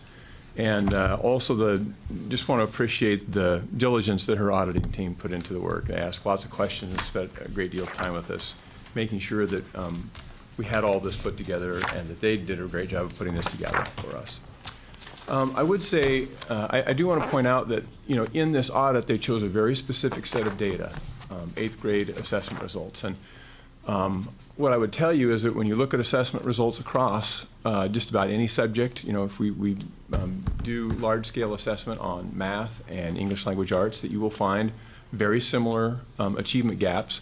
But we can look at other data besides just the assessment results, whether you want to look at attendance or graduation rate or whatever, and you'll see very similar kinds of gaps. And so there's a great consistency in achievement gaps for our students, unfortunately, and something that we clearly want to address. I thought what we could do today, just real quickly, is perhaps David could talk about a few of the things that we currently have underway. We were pleased to have this report last April. We looked at that and immediately began to implement some of the things that were identified in it. We'd also had begun some work out of the 2013 session with some of the strategic investments that you all helped form up for that very much get at some of these achievement gaps. And then I would love to spend a little bit of time taking a look at some of the proposals that you all looked at today and made recommendations to the governor about that we have upcoming, and then be happy to answer questions. So David. Thank you very much for the opportunity to explain what is the work that we are doing at the department. And as Deputy Superintendent expressed, this is a new unit under the learning department in which we focus exactly in this type of results. One of the things that I would like to stress is when these elements are identified, strong leadership, data information, collaboration, high expectations, safe and positive learning environment, they're not just labels. They're big dimensions in terms of what does it mean to be a strong leadership and understand how to guide the school. In the case of the identification of the 39 schools, we like to call them model schools, is to being able to disseminate that practice.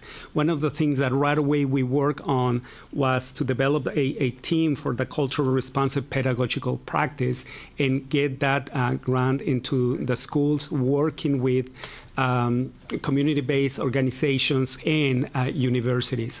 One particular group that we have here at Portland State University is with Dr. Morihara and Dr. Espi de la Vega, that they're looking into more elements, variables about the model schools, quantitative and qualitative, in order to understand clearly the sustainable practices that we can commend to the other schools. That's the work that we're doing. Thank you, David. Certainly, there were several elements that were important, I think, in the audit that was done around some of the elements in the report card and the way that we look at data, and split it out among various subgroups and review it on a periodic basis, actually a yearly basis, and then also sharing the effective practices and then supporting schools and districts as they ramp up those practices. I thought it was really important to take a look at the 5 key themes in closing achievement gaps, and then also take a look at the work that you all have just had underway and figure out where those two things go together. I know that sometimes people across the state have a tendency to call it the,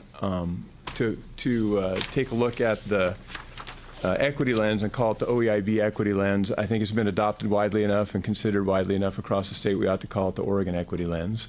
And the work that we went through to make sure that each one of these proposals was carefully considered in reference to the equity lens that you all had previously adopted. And so when we take a look at reading from really age 3 to grade 3 in the initiative that you all have underway, certainly is very much targeted at closing achievement gaps and considers teacher collaboration, data-informed instruction, and strong leadership, and high expectations and high support for all students within the components that are part of that. Or the district support for low-performing schools is very much about closing achievement gaps, and when we look at our underperforming schools, too often we see that students of color attend those schools, and that within that work, safe, positive school environments, high expectations, and high support, teacher collaboration, all these components are written within those. 9th grade on track, CTE formula change, ELL formula change, and high school equivalency are all components of that, and I think just incredibly important, as well as what I see in the early learning components of what has been recommended here today. So very excited about the work that we do have underway and that we're about to have underway as a result of what you all have done, and the light that was shed on that and the way that we can think about it from the audit report. And I'd be very happy to answer questions. Questions for Rob? Yeah. So when you first started, you drew the test results as an achievement gap and then the attendance to achievement gap. Can you tell me more about how you're drawing that? Well, it simply was that there was a question about, sort of if there was any bias to the assessments that students give, and if that somehow impacts the outcome that we see when it comes to the creation of achievement gaps. And I know that as we develop assessments, and Oregon has had its own assessment with the Oregon Assessment of Knowledge and Skills, that we spent a lot of time to make sure that we do everything that we can to reduce the kind of bias that can show itself up in tests, that we run each test question through several groups that give us feedback about whether or not that they believe that there's gender bias in the individual question and collectively, and that we do everything that we can to remove that, and that the new Smarter Balanced assessment has gone to even larger lengths to ensure that that happens. But I always worry when we look at some kind of a result and say, well, it might not be accurate, because that then we ought to take a look at other kinds of results that would compare and see if graduation rates looked the same for all students, and yet we had some kind of a strange assessment problem. I would want to look closer at the assessment. But when we look across the system at every kind of data result that we get, we see that there are achievement gaps.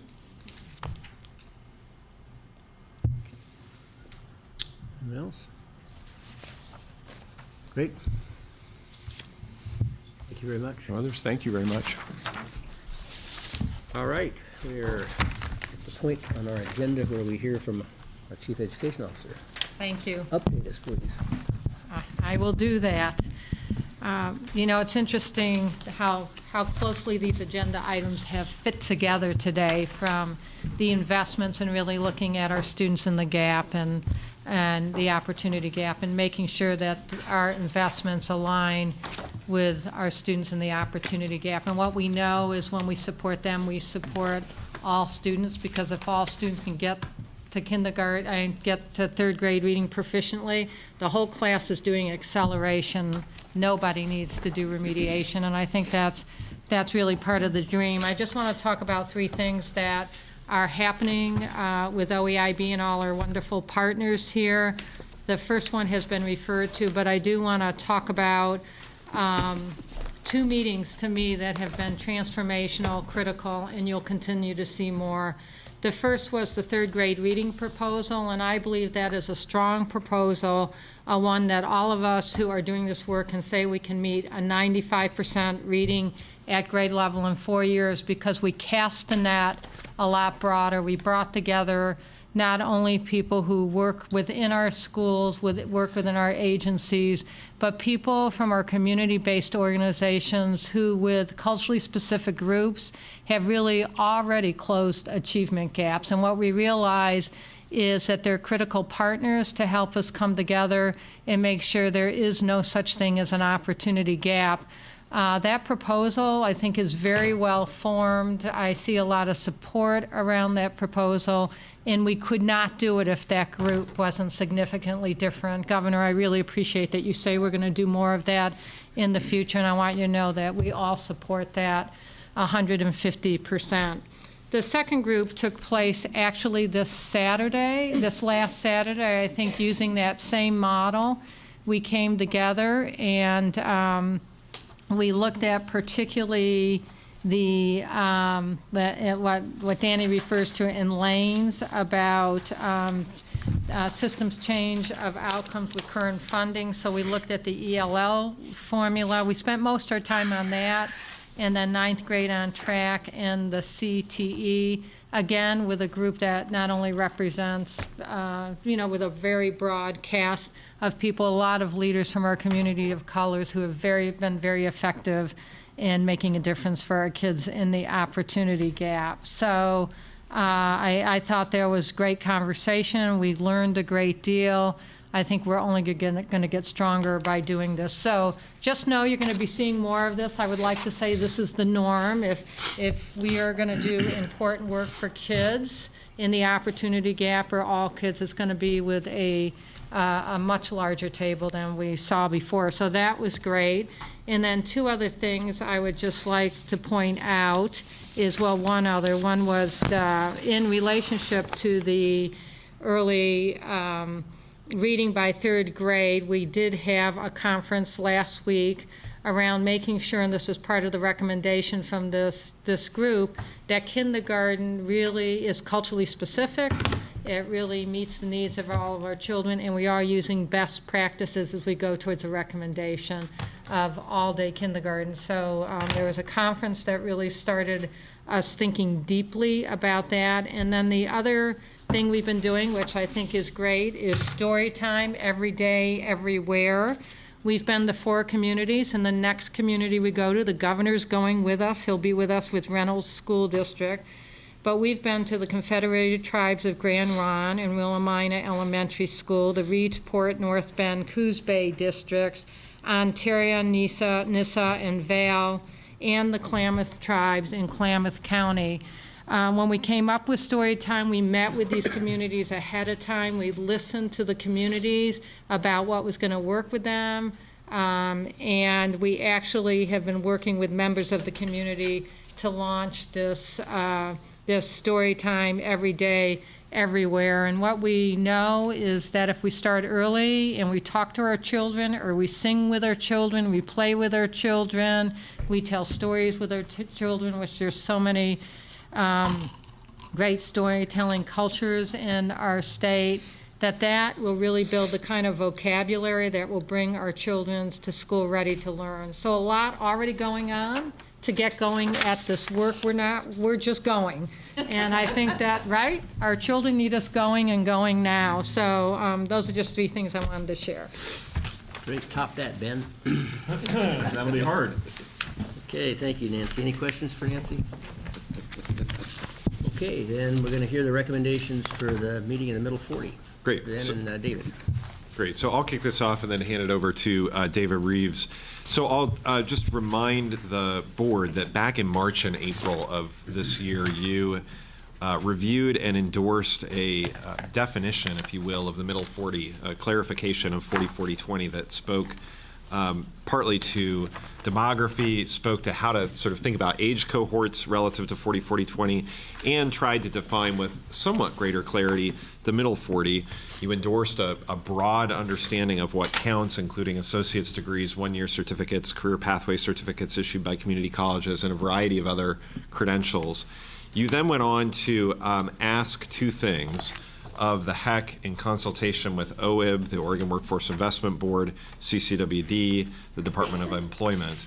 You asked that we first compare actual and projected labor market needs with actual and projected educational attainment levels. That's work underway at the HEC, and while we have not met your September 30th deadline, we are close to being able to bring that back. It's actually coming to the HEC later this week, and we'll forward that work on to you. And secondly, and what we're here to speak to in part today, you asked that we create a further articulation of the degrees, certificates, and other credentials that should constitute the middle 40 and analyze the state of Oregon's ability to track or count those degrees, certificates, and credentials.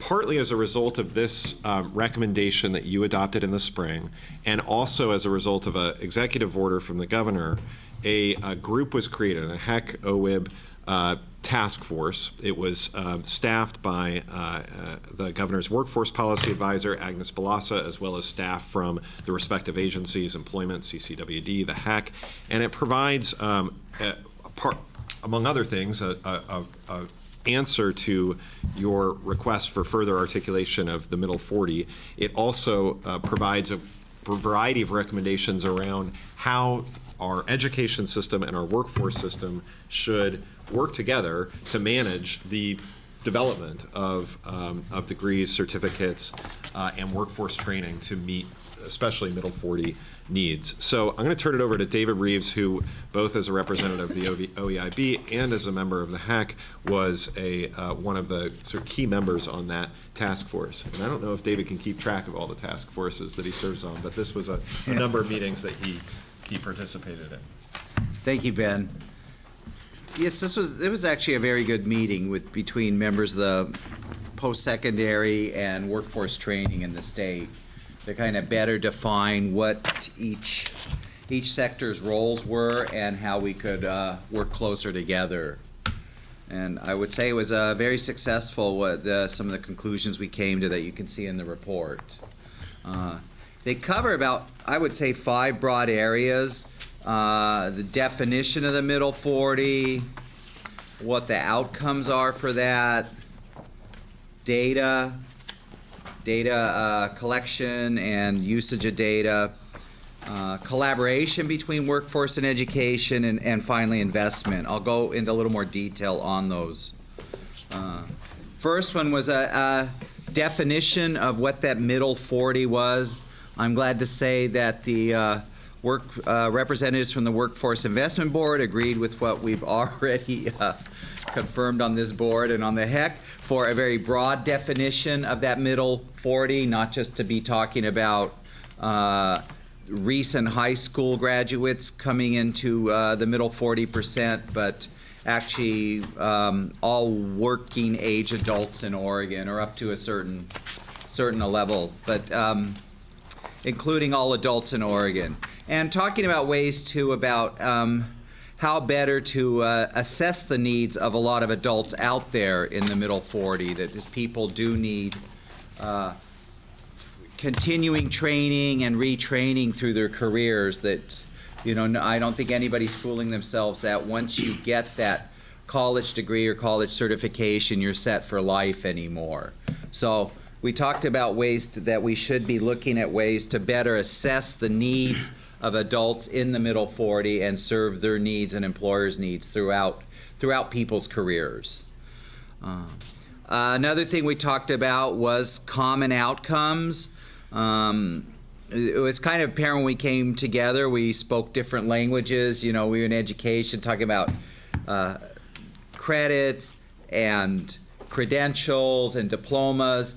Over the workforce end, it's more just employment. Yes, skills, you know, ready for employment, and are you employed or not employed? So trying to talk about ways that we can talk about common outcomes and share those outcomes as goals with each other, like entering employment, gaining skills, gaining credentials, and things like finding good paying employment. So ways we can combine those outcomes. Another thing the group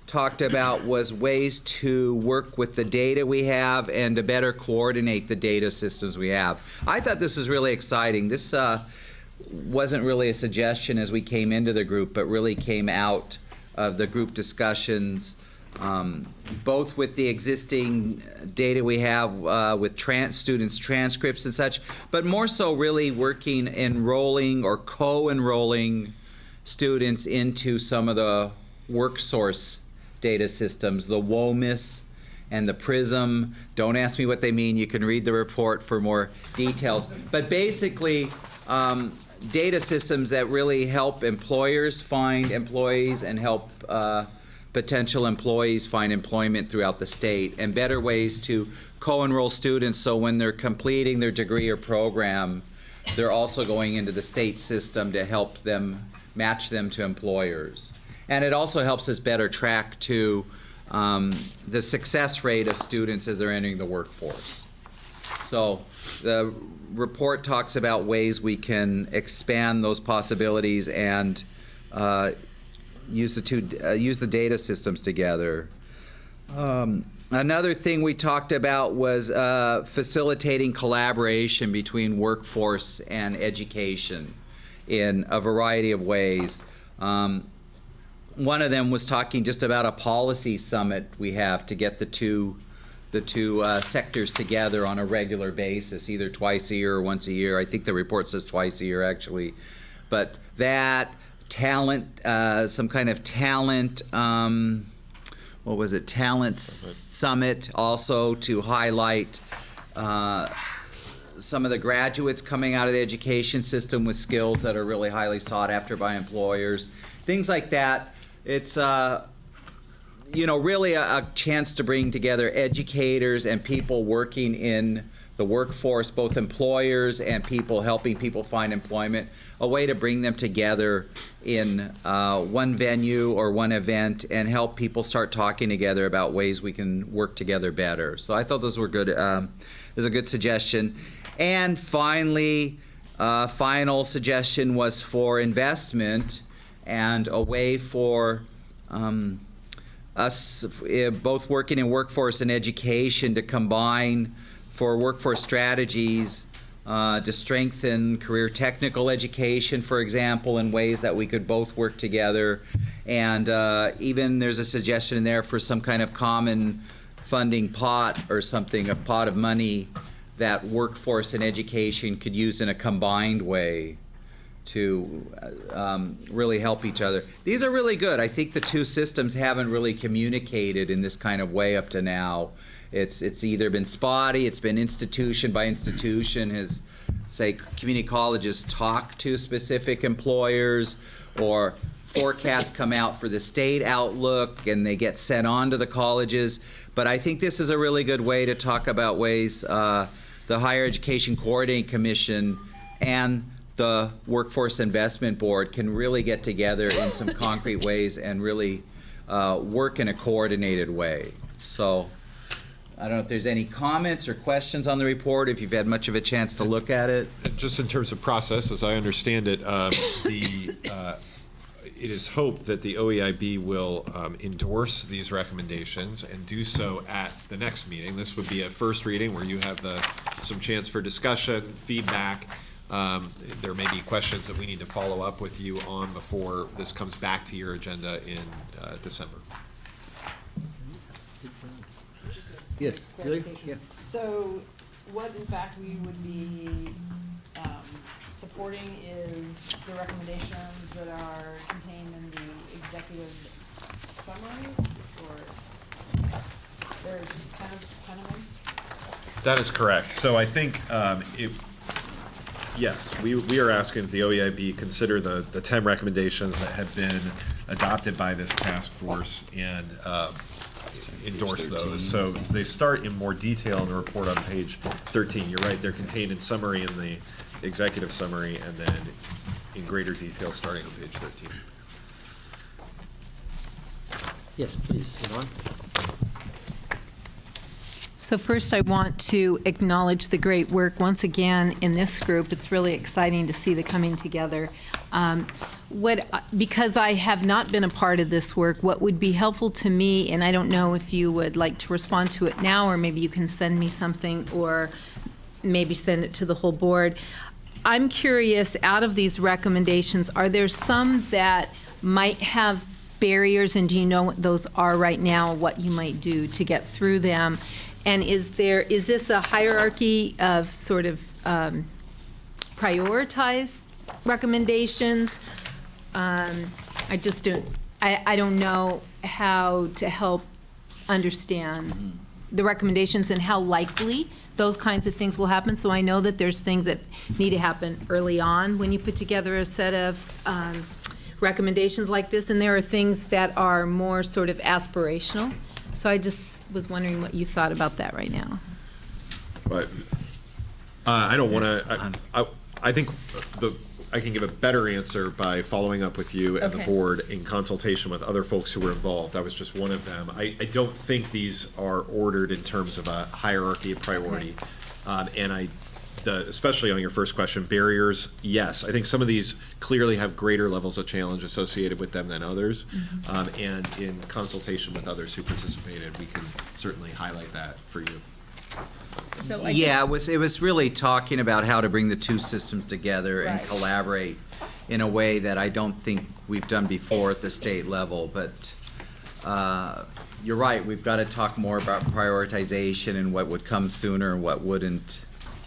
And I'm okay if you don't have that done yet. I just would like to know a little bit more about how you're thinking about that, because I think it helps when community might be looking to see, you know, what can they expect? Like, what's going to show up first? And same thing for, I think, our board. What are we going to see? Places, are there places where there's already traction and already work happening, and are there places where the group has clearly more to do there? That's really just in a general sense is what I'd like. I don't expect you to do a ton more work around it, because I know this is a lot of work, but just kind of helping me understand that. Ron and then Nicole. Yeah, well, you talked about two things, and Yvonne kind of mentioned it at the end, but some of it's doing a better job, training more people. Some of it seems to be just counting better what we already do. So what's your sense of how much sort of better the situation is if we were counting better than, you know, what we kind of otherwise see? You know, there's a lot of emphasis here on let's count this, let's count that, which suggests you think we're actually in better shape than maybe we've been hearing we are. I think a lot of it's actually sharing that data, that it's not just getting counted for work source or for education, but actually sharing it and then starting to analyze this, going more into what Yvonne says about, you know, going into deeper, but starting to analyze and how to use those. And I want to say that's particularly spelled out here is how to use that, but you're raising a good point. Well, but do you have a sense that that middle 40, that there are more people in that middle 40 than maybe we've been thinking there are? More people already attaining that? That seemed to be what you're suggesting, and I'm just curious. I would say that the emphasis of the task force, and some members in particular, was to try to draw attention, especially to people coming from higher ed, to a variety of training opportunities and related credentials that may not be associated with formal education even, but should constitute the middle 40. And we've called out some of that here, or a portion of the middle 40. And I think if we were to sort of add, you know, a variety of training, certificates, badges, some of what's suggested here, you would get to a number that probably looks better than the one that we're familiar with when we think of primarily associate's degrees and community college certificates. So, does that mean that we're doing great on middle 40? No, we have a long way to go. But this attempts to sort of, consistent with the OEIB's recommendation, take that broad understanding and suggest, as we get better at tracking it, we'll find that there are a lot of opportunities for folks, and we're making some gains. Cool. Sure. So I think I've asked this question before, but I'm going to ask it again. But first I'll say there's a lot of really good work in here, so I really appreciate that. And I'll focus on my question and one suggestion. So on page 9, it kind of paints where we are in 2012 and where we want to get. And the part that I'm still grappling with is that the chart that's reflected here is really a reflection of all the benefit our state has received from the number of individuals who've migrated to our state with a high school diploma and all the individuals who've migrated with advanced degrees and college degrees. And so this looks like we only have 9% of folks who haven't graduated from high school, but if we just looked at Oregon kids, it would be much, much higher. And so our current status quo has us benefiting from migration. And so it just seems like, I'm just curious how the committee thought about strategies around that and, what you want to reflect. And I think we want to be as honest about what our problem is. And it just seems like we might want to channel resources or strategies around that. So that would be one point that I'm just really, as I read through this, I just struggle with that concept and trying to figure that out. And the other piece I might add is that Nancy and her team and Rob and Danielle have done some phenomenal work reaching out to a diverse group of stakeholders to get their input on a variety of other initiatives we've brought forward. And I noticed that the table that you set to sort of give input on this could perhaps reflect Oregon a little bit better, and maybe you could reach out to some of their stakeholders to get another lens of input for when we see the full proposal. I think it would only strengthen the good work that already exists. As far as the migration, I know the HEC has talked about that. I think that wasn't too big a discussion here, because honestly, when we're talking and I don't know if anybody from Workforce is here today, Workforce Investment Board. Yeah. No one that's willing to admit it, apparently. When we were talking to them about numbers, they're just looking at the job market. Mm-hmm. It doesn't matter than migration or, ultimately. So some of that was not things we got too into depth with them, because it is something I'd say we're talking more about at the HEC, about how we're serving Oregonians. Yeah, and I'll respond to that as well. One thing that the OEIB policy statement from last spring tries to do that we then imported into this was we have to kind of hold two views simultaneously. One is, I would say, a more workforce-oriented view that looks at the adult population, the working age adult population, and says, how do their educational levels meet or reflect workplace labor market demands and opportunities? And that's closer to what this graph, and this is a working age adult graph, right? But that then reflects, probably appropriately, the in-migration of folks. We then simultaneously have to be, and this is particularly true for educators, looking at the we've called it the pipeline or the shoreline, but that stream of those cohorts of students who are moving through Oregon schools, and how are they faring? And they're not faring this well, at least not in time periods that seem reasonable and realistic. The 91% high school completion that this reflects, the 31% bachelor's degree completion. We have the HEC will be seeing some really interesting data about the high school sophomores of 2004 and their post-secondary outcomes as of 2012, 6 years after their expected date of high school graduation, and they're not here. Right, and they're getting there. They're on their way, but not enough of them reflect this, and the gaps are what you've seen from the data. So yes, I think it's a challenge to sort of take and keep both views at once. So I'd be interested also, since this is the first reading, and when we come back for the second reading, some prioritization, so dates and gates, and then I think one thing I'd be interested in, if all this happened, then what would be different? Like, how much would it move the dial? What's left to do? And I guess also just considering the conversation we had earlier, what sort of things have financial implications beyond us? Diane?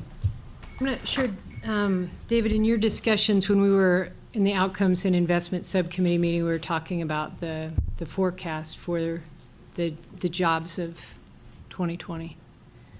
As you were talking about what things we need to do to help make sure that as we provide the education to reach the 40 in the middle, are we going to have the jobs that will pay at a level at which they can pay back their student loans, all of those things? Will we have high-paying jobs when we get there? Because the latest data we see is not so promising that there's actually jobs there.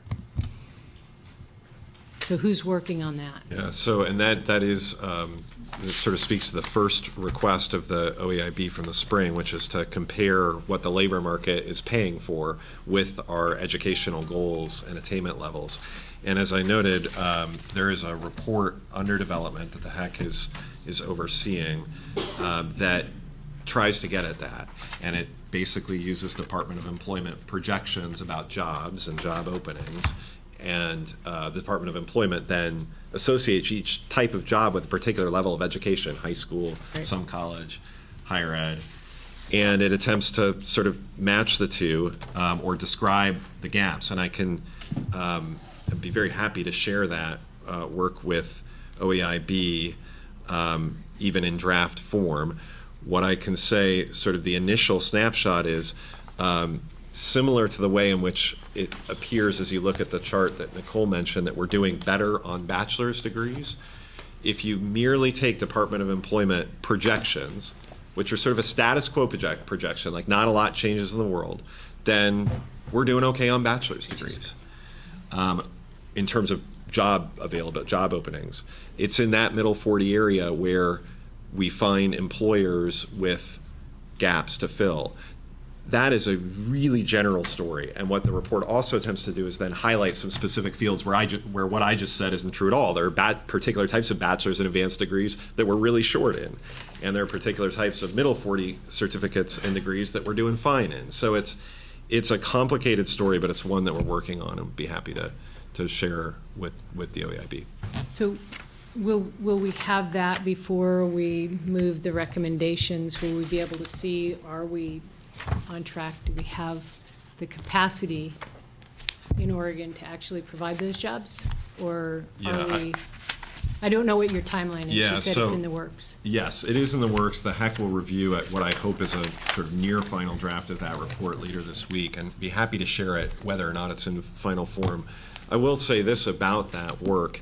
It is very much a status quo projection, right? It doesn't assume that the economy changes. It doesn't assume that our efforts on education create and uplift the economy. So it just comes from that perspective. If nothing were to change, here are the job openings we expect to have. Anybody else? Thank you for the report. So we'll have we'll take action on the recommendations at the December 9th board meeting.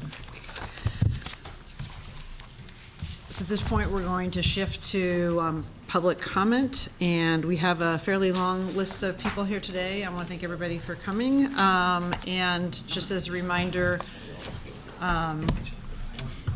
that each individual speaker or group spokesperson will have 3 minutes to present. And with that, I'm going to ask our first presenter, Mary Whitmore, to speak. Thank you.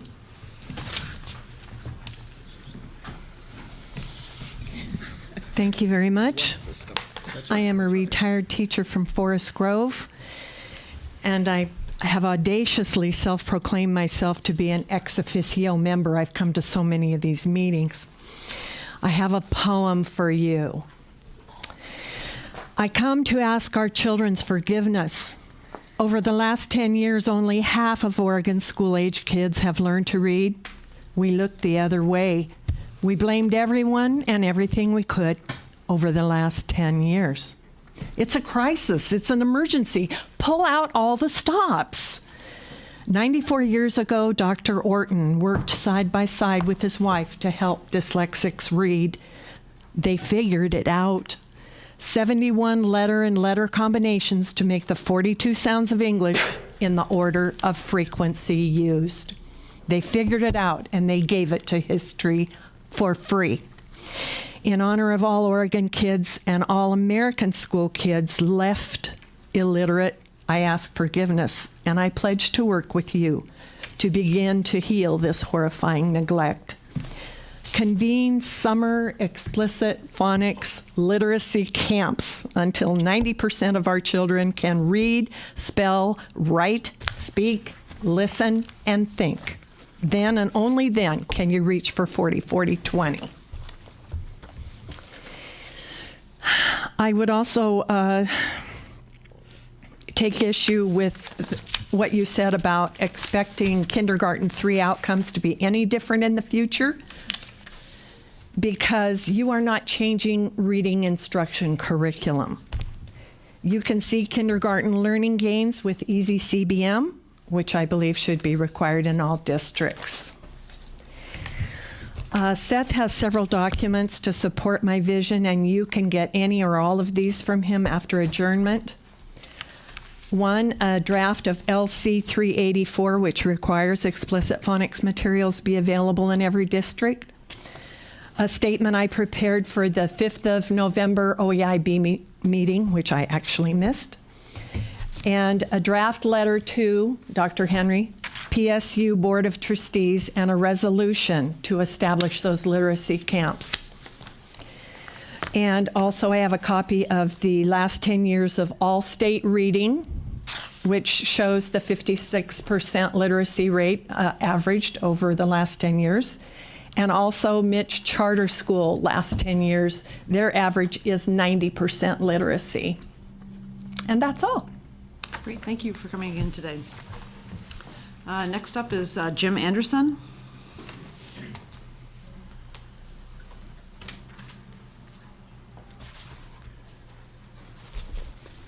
Hi, I'm from King PTA and from the Operation Easy, and I was very enheartened to see the emphasis on early learning. I didn't see the statistics, though, on the need for improvement in early learning. All I saw was the 8% increase that's desired. Is there a figure on what the percentage is now? They were going to increase 8%? So we can ask the staff to get back to you afterwards. This is an opportunity for you to provide comment. Okay, yes, and I would like to say that this is a very key figure, I think, that we need to have in front of us because we're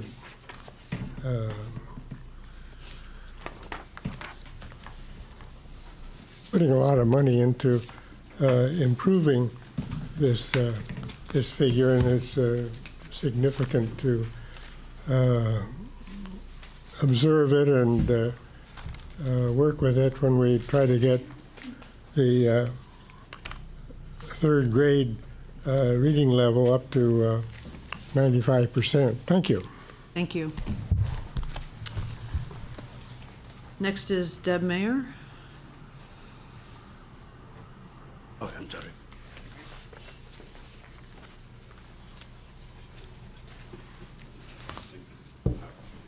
Hello.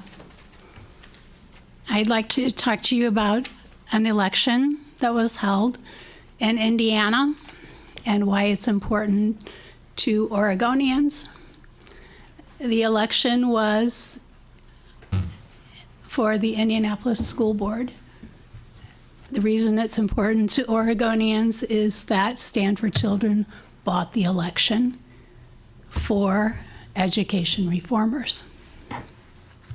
Stand for Children is often called upon for public testimony, invited to for public testimony by the OEIB, and also is used as a consultant by the OEIB. I think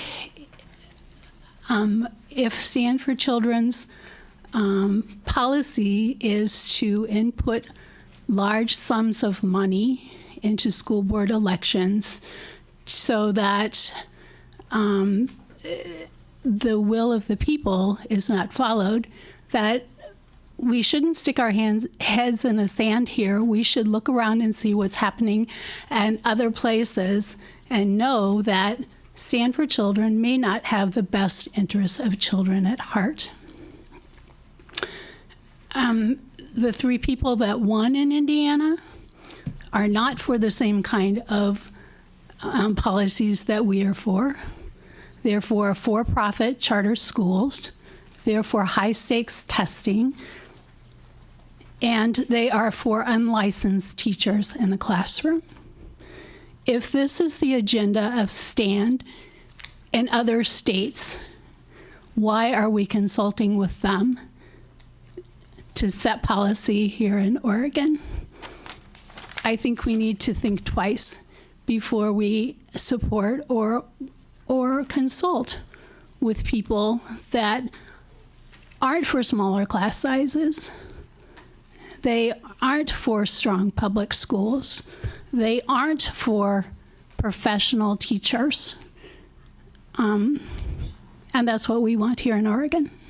Thank you. Thank you. Dr. Dapo? Dr. Golden, just last week, the King Elementary School in the Northeast, Vicky, the King Elementary School, the population is over 45%, was declared one of the worst schools in Oregon. Nobody talks about it. I don't hear anybody talking about it. Is it because it's over 45% blacks? Is that why? Because we are a disconnected nation.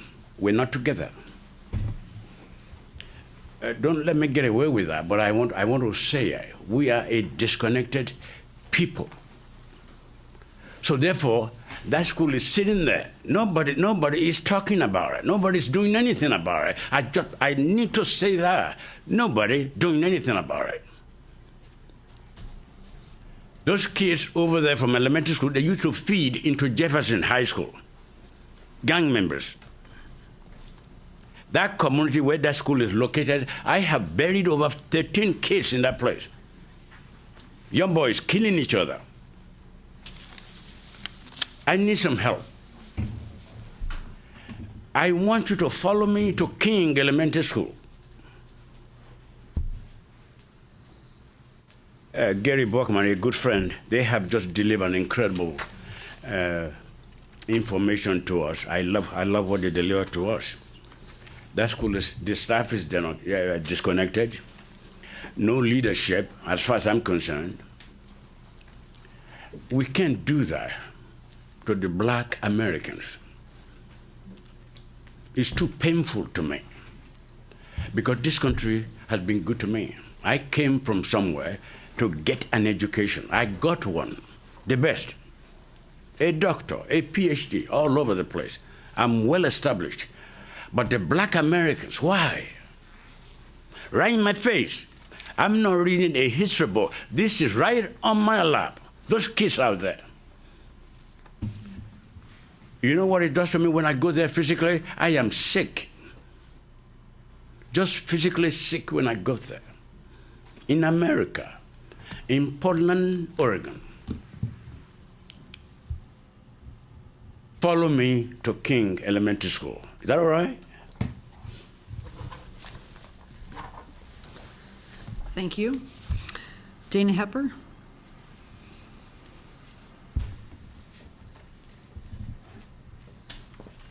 Hi, thanks for the opportunity to provide some quick public comment. My name's Dana Hepper. I'm the Director of Policy and Program at the Children's Institute. And I wasn't quite sure about taking the time to testify, but after hearing the conversation, I wanted to just say a couple words very quickly and lift up and really appreciate a few points in the budget that weren't explicitly called out in the discussion today, but that I think are really important for reaching 40-40-20 and Oregon's long-term goals for kids. So just by way of context, the first 8 years of a children's life are critical. This is when they experience their most profound growth, cognitively, socially, and emotionally. By the time a child is 5, so by the time we're getting them to kindergarten, their brain has already grown to 90% of its adult size. And we see gaps in opportunity of children. We can actually test and find gaps as early as 9 months old. So those gaps widen by preschool, they get wider still by kindergarten, and widen again by 3rd grade. So we know we need to get to kids early. So there's some really promising things there. I also, when I talk about gaps, I also feel the need to talk about strengths hand in hand. And just one quick example, we're learning now that children who are bilingual demonstrate greater cognitive flexibility and creative problem solving from a very young age. We were just at this conference where we saw these beautiful videos of babies trying to problem solve with like an open end of a box, and watching bilingual baby after bilingual baby just nail it and monolingual baby not. So I just think we want to also lift up family, ethnic, cultural, and community strengths that we can build on whenever we talk about gaps facing kids. So all this is just to raise and appreciate the commitment in this budget to early learning, and the $135 million proposed investment in early learning is going to have a significant long-term return on investment. So very quickly, a few of these. The home visiting programs are receiving increased funding in this budget. Home visiting programs begin to engage families in children's learning and development. They support healthy relationships between parents and children. They reduce child abuse, and they increase kindergarten readiness. And currently only 1/6 of eligible families have access. There just simply aren't enough slots. High quality preschool. Children without access to high quality preschool are 25% more likely to drop out of high school, 50% more likely to need special education. You're at your 3 minutes. If you could just wrap up your concept. Yes, 60% less likely to attend college. We obviously need more slots and spaces there. And the Kindergarten Partnership and Innovation Fund meets a key need of creating a seamless system of education on the early end. And so we're just glad to see these investments and want to appreciate the governor and his staff for putting them there. Thank you so much. Next is Eric McCartney.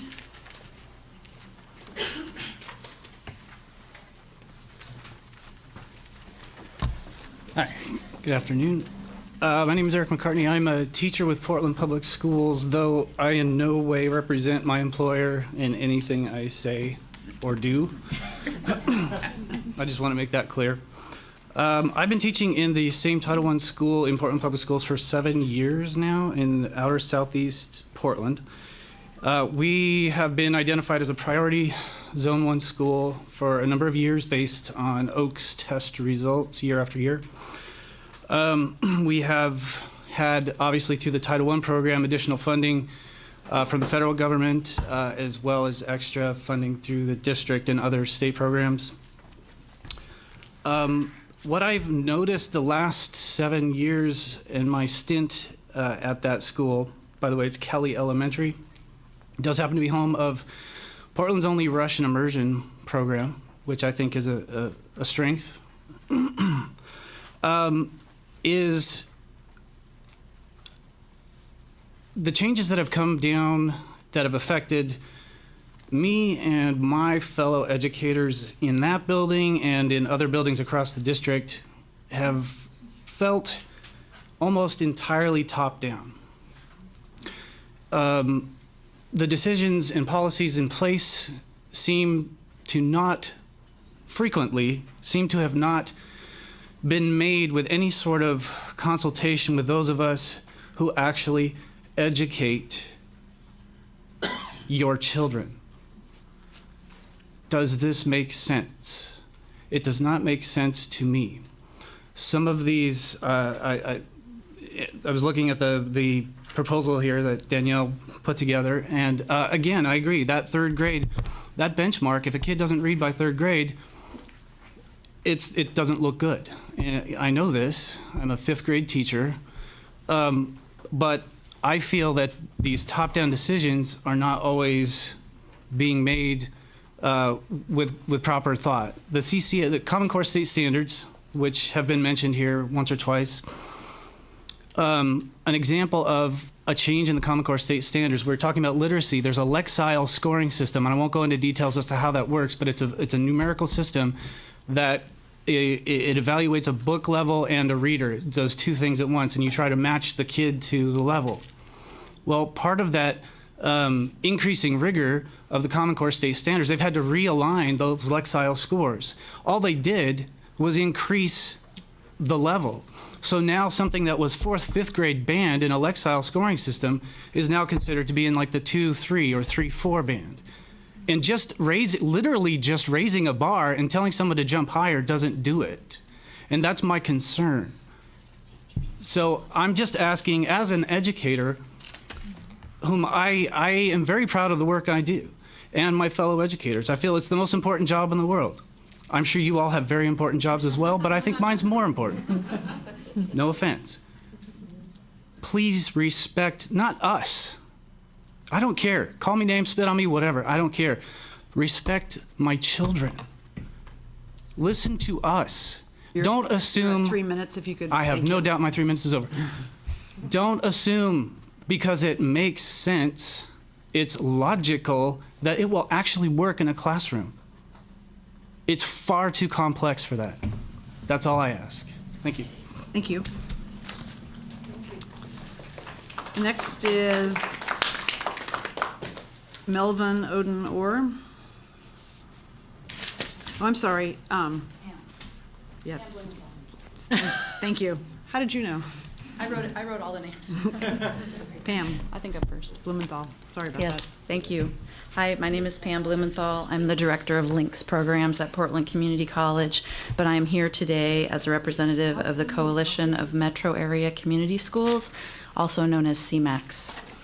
CMAX is made up of 13 programs and schools who contract with Portland Public Schools and other districts to serve students who've left school without a diploma or GED, or students who are significantly behind on credits and will not graduate with their class. 7 of our programs are specifically focused on preparing students who are students who are age 17 to 21 to pass their GED tests and helping them plan their transition to college and career. In the last school year, CMAX GED programs served nearly 900 Portland Public Schools students. Some think of CMAX as a safety net. I like to think of our programs as a fresh start. The majority of our students are 18 and older. Of the students we served last year, 60% were male, 57 were students of color, 57%. Some people think that public schools should be doing a better job retaining and serving the students who come to our programs. I agree that we all need to adapt and evolve to meet the changing needs of students. However, some of the situations facing young people make surviving and thriving in comprehensive high schools nearly impossible. Our students are homeless, pregnant and parenting, struggling with mental illness, and in recovery from drug and alcohol abuse. They may be queer or struggling with identity, living on their own or in foster care. They have often experienced bullying and abuse. Our students are also intelligent, resourceful, hopeful, and resilient. They have grit, but they need the right opportunities and settings in which to thrive. We provide smaller environments where students are heard, understood, and supported. We are not salvaging students who have been failed by a system, but rather helping young people rewrite their stories and strive for their dreams. I'm encouraged by the work that you've been doing to discuss and elevate the GED. We certainly need money to address the needs of students who we cannot serve because of the limitations of the contracts we have with school districts. But we also need the GED to be viewed as a valid means for young people to transition into the next phase of their lives. I'm concerned about the minimal impact that $2 million can do to really elevate this. It's not clear to me how the money, there's a bit of a disconnect for me between how the $2 million can impact an increase into 41,000 GEDs attained. I'm not sure exactly how that money will be spent. I think it's possible to also create more capacity by policy change that motivates school districts to contract with programs and support students beyond the age of 19. Time's about up.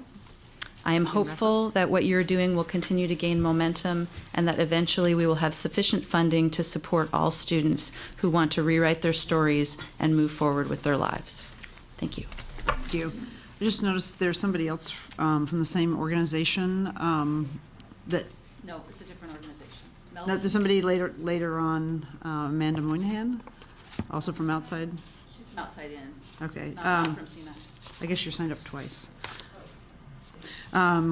So the next person is Melvin Odenor.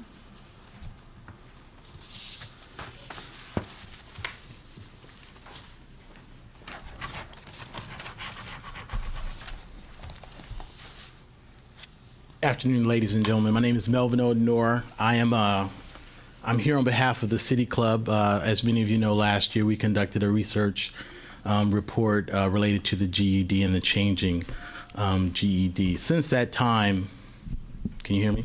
Since that time, the City Club has appointed an advocacy committee, and I'm the chair of that advocacy committee, working with what we call a coalition of GED providers and who work in that field.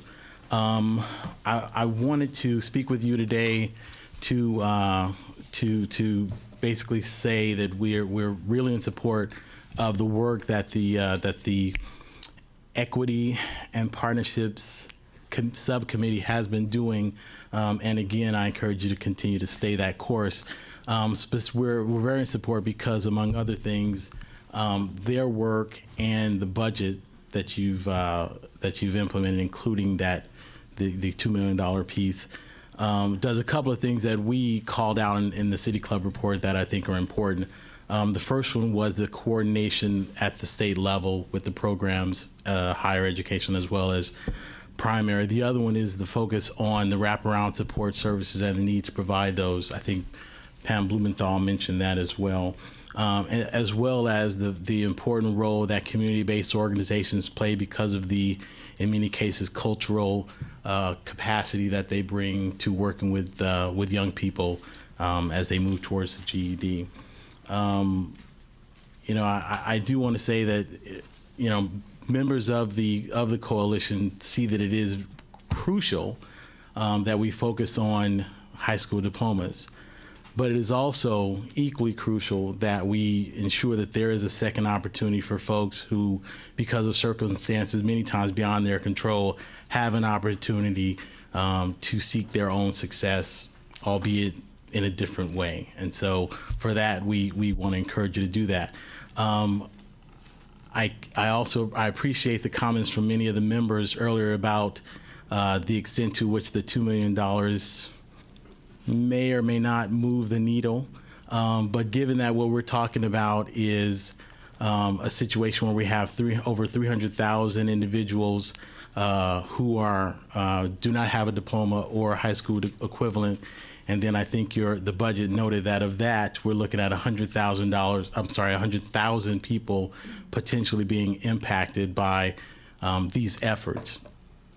I think it's a start. I'll leave it to the people who actually work in those areas as to whether or not it's going to be a substantial start in terms of moving that needle. And I, again, encourage you to continue. Thank you. Thank you. Amanda Moynihan.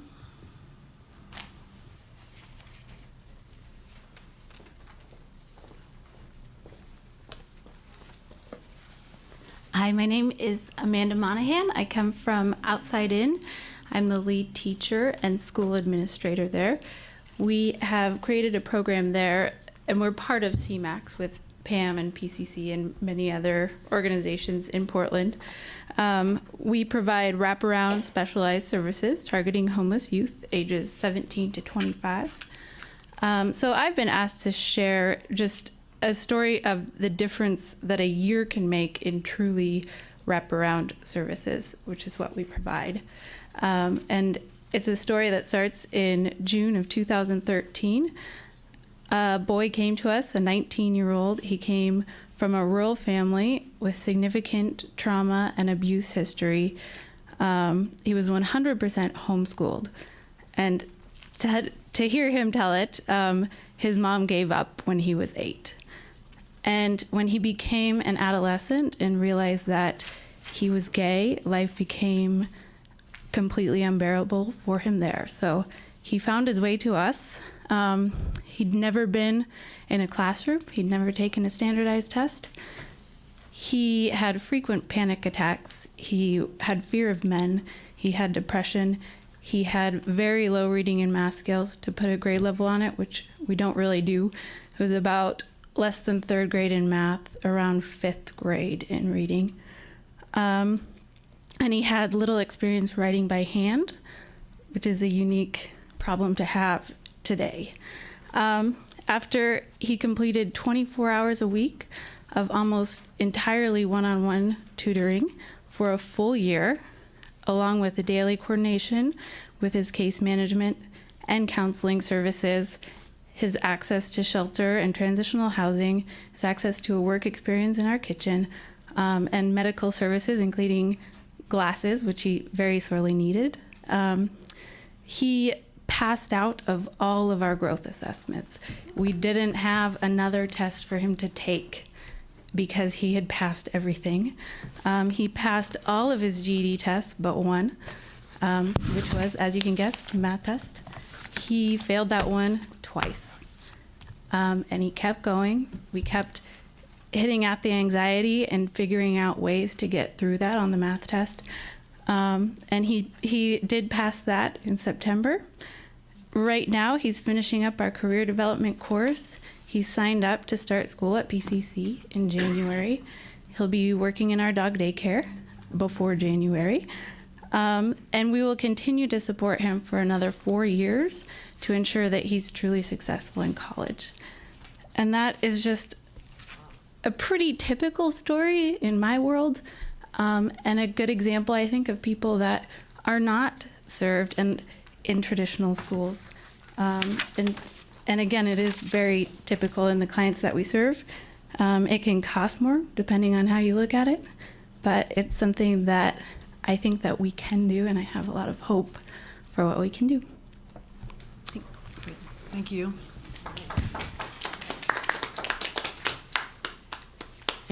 Annie Margis, sorry. That's okay. Happens all the time. I'm a teacher. I'm in front of people all the time, and I'm never nervous, but right now I am. So I apologize. So my name is Annie Margis, and I've been a teacher of Opportunity Youth in Outer Southeast Portland for nearly a decade. You could say I'm in the business of second chances, 3rd and 4th and 5th chances in some cases.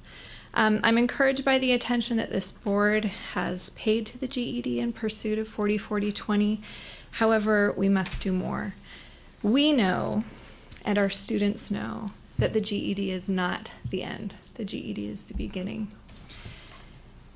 And because alone it is not sufficient for students to earn a living wage and find stability, and we need to prepare them for post-secondary education and training. Wraparound supports to get our students there is essential.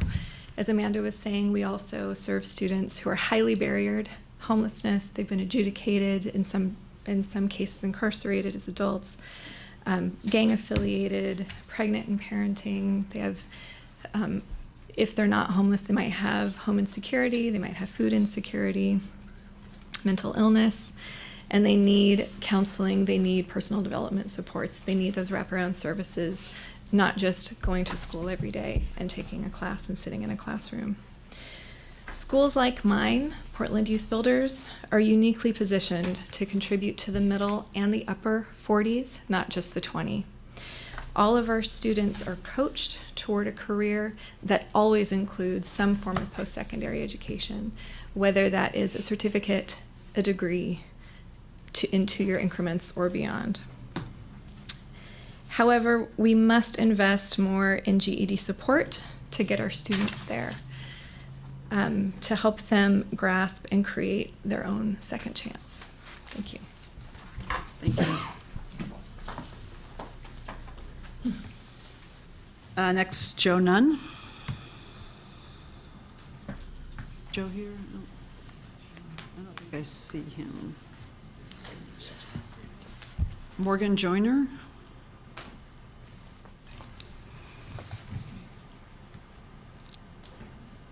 Hi, my name is Morgan Joyner. I'm a student here at Portland State, and I'm a graduate of the Portland Public School System. Both of my parents are educators, and I've been hearing and thinking about education my entire life, which has made it a passion of mine. My current involvement with a group called the Healthy Kids Learn Better Coalition has led me to view educational success from a public health standpoint, which is what I'd like to talk about today. In preparing for this testimonial, I talked to my mom about the number of students we've known over the years whose educational success has been compromised by factors outside of the classroom. I'd like to tell you a brief story about a boy named Nuruddin who goes to Hosford Middle School, where my mom is currently the principal. Nuruddin is an African immigrant from a family who relies on school for access to health resources, daily meals, and a safe place for him to be. His adult family members do not speak English, which creates a barrier to their engagement in Nuruddin's education. He is underweight, and although he has access to free breakfast and lunch at school, he consistently refuses to eat the food because there are no culturally appropriate options. Nuruddin is required to take ESL and a special education math class as his so-called electives, meaning that he will never be able to take PE while he's in middle school. Nuruddin's story involves a number of compounding factors that disproportionately affect his chances at educational success, and his experiences aren't out of the ordinary for low-income students and families who depend on school resources, yet struggle to navigate the system. Interconnectedness of resources plays a major role in students' ability to achieve when they don't have access to strong support systems outside the school setting. It's not enough to focus on college preparation and test scores if we're going to truly improve educational outcomes for Oregon students. A coordinated system of school wellness has to be in place which reinforces students' efforts and removes physical, social, and emotional barriers to learning. You all have been talking about efforts to close the achievement gap, but I'd like to point out, as Dr. Golden mentioned, that the gap doesn't start with achievement, it starts with opportunity. I urge you to make sure that the education system is doing all it can to create opportunities for children to be healthy, because if we do that, it becomes a lot easier to solve problems like chronic absenteeism, low graduation rates, and the achievement gap. Thank you. Thank you. Willie Chambers. Willie Chambers, over here. Steve Buell. Oh, I'm sorry, Steve, sorry, are you Willie Chambers? Yes. I'm sorry, go ahead. I didn't sign up for it, but I'm going to take advantage of the opportunity. You didn't, I got your name right here. Well, I thought that was just kind of the email sign-in, but. It gets confusing. You were sending out a testimony. That you never look a gift horse in the mouth. But if you'd like, you can share your thoughts for 3 minutes. Just overall, I appreciate all that's being done with our education system. Clearly, we have a national and a global crisis with what we need to do educationally.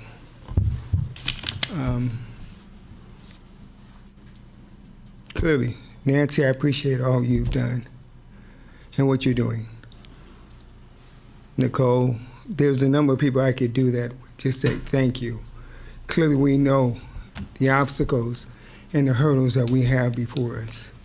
And I'll just say, clearly, let's do what we need to do. Some of my colleagues, community-wise, have spoken some of those, so I don't need to repeat them. Let's just do what we need to do to make sure that our youth and our young adults and our kids are prepared for the 21st and the 22nd century. Thank you. Thank you. Steve, unless you just were signing in. Just kidding.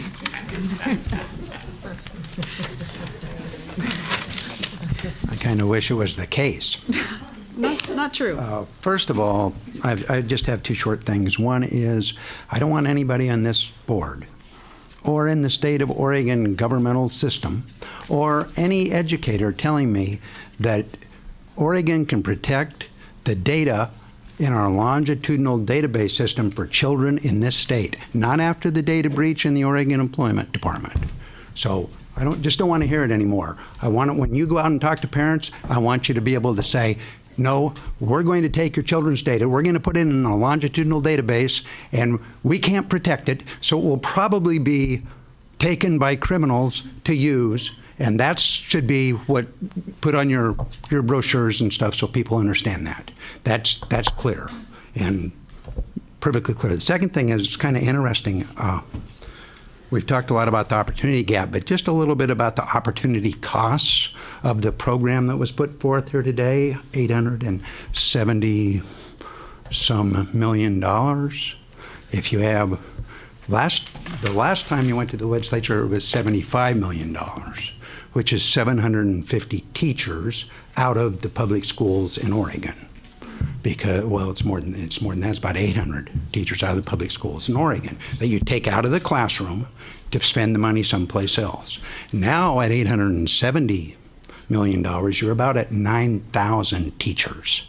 So we're going to have 9,000 less teachers, which is perfectly okay if that's the decision you want to make. I just think people should know. When you make this decision, you say 9,000 less teachers in your public schools, and in the Portland Public Schools, 600 less teachers, because you've got, let me see, we have 68 elementary schools, I believe, so that's 7 or 8 teachers that we could put into every elementary school in the city of Portland if you didn't have this organization, the Oregon Educational Investment Board, doing your investments and stuff. I'm just saying, I'm not even putting a value system on that. I'm just saying you need to understand that's the opportunity costs that you're dealing with in this state.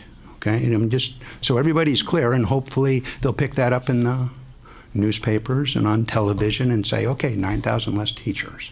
No problem, 600 less in Portland. So it's great. Yeah, your third grade reading stuff looks a little, I like the third grade reading, but it looks a little weak to me. You might want to put some people in there to deal with kids who are struggling instead of just thinking about classroom in general. So there you go, too. Hope you're having a good day. Thank you. Rex Hagans. Thank you all for sticking around to listen to all of us. I know you're all glad to hear from me again. It's always a friendly message. But I do want to say, I really think that everybody in this, I want everybody to understand that I at least think everybody at this table and almost everybody in this room have their heart is in the right place. I have serious disagreements with many things you're doing, but I do think we need to recognize that. I would also like to respectfully, I don't know if it's disagree, but at least comment on what my friend Deb had to say about Stand for Children buying an election in Indiana. I am not known as a fan of Stand, at least not anymore. I once was an award-winning member, and I was fired from the only volunteer job I ever had because I was too disruptive. But I do think Stand has a right to try to influence elections if they want to, as long as they do it legally. I also want to compliment you and everybody on continuing to stress more investment in early education. I've said, my former friend Megan, and we're probably still friends, but I'm not wild about some of the things, but I really think that's a basic thing that's important. So here, and two more messages, I guess. One is, I just think you ought to think about plain talk in here and in your messages. You guys do if this broadcast if this meeting were to be viewed by the average person in the public, they would run screaming from the streets. What a mess of cliches and bullet points and just plain strange interpretations. Now, that may be the nature of the board. I don't think it has to be. This is cliche city, folks. Over and over again. Okay. The real message I want to deliver today is something that hasn't even been mentioned. And I think you really need to consider. I once told Samuel I hoped I lived long enough to see him deny that he ever had anything to do with this group. I don't really hope that, but I still think the odds are good. We're building a mansion on a firm foundation of sand here. The SBAC tests, folks, are evil. They are badly constructed. They are badly administered. They are bad for our kids, and I don't take my word for it. I can bring 40 different experts that will tell you the same thing. Are you listening to any of them? You're chugging right along here, building a database system, and one of the main sources of your data is a bad one, and it will not stand, and it is not standing. Let's see. First of all, your teachers collectively have asked you for a moratorium. Why? Because the world has already seen as near as we get an education to rebellion Mr. on Higgins, these things. Your 3 minutes. 2 more points. Okay. Bill Short Gates ones, please. has already, and his crew, who I love dearly, have already said, oh, maybe we ought to wait a year. I personally think they're trying to duck the oncoming wave, but they have. Arnie Duncan has just been quoted as saying, testing is sucking the life out of education. And we're going to go ahead and administer the SBAC to every kid in the state of Oregon? You have to be kidding me. Thank you.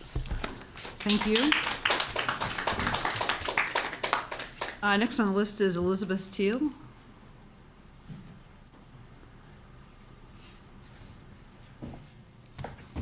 Hi, I'm a parent and a teacher. My kids go to Vernon School in Northeast Portland.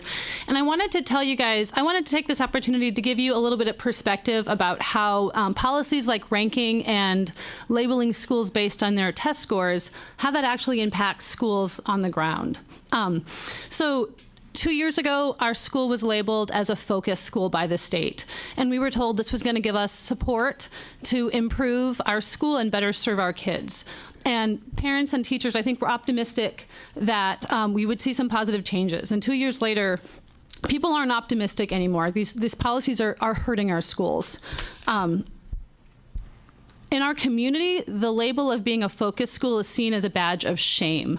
Our school has long struggled with overcoming a decades-old reputation for being a bad school due to primarily poverty and race issues in the neighborhood.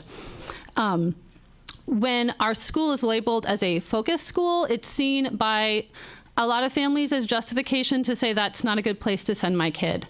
And then we continue to struggle with enrollment, and rather than creating more equity, which I know is the mission of this group, that policy creates greater stratification in schools and siphons resources away from the communities that need them the most. The policy hurts teachers. Since we've been labeled a focus school, the morale in our school has plummeted.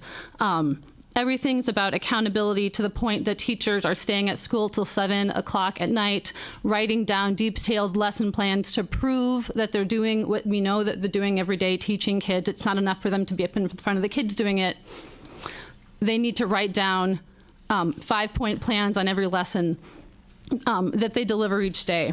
The fear inside of the building of closure by the principal and fear by the teachers trickles down to the kids and creates an environment that is just totally demoralizing. On the recent TEL survey, 100% of staff at our school said that they felt that there was not mutual trust and respect between teachers and administrators. And most importantly, these policies hurt kids. Because of the focus on test scores, raising test scores by any means has been the focus of the school. Kids who don't pass their tests have been taken out of art classes, PE classes, music classes in order to do test prep. Students who are taken out of those things are disproportionately students of color. Students know that our school has been labeled a focus school, which means that we're not doing well, and that is something that sits with them. It hurts their self-esteem.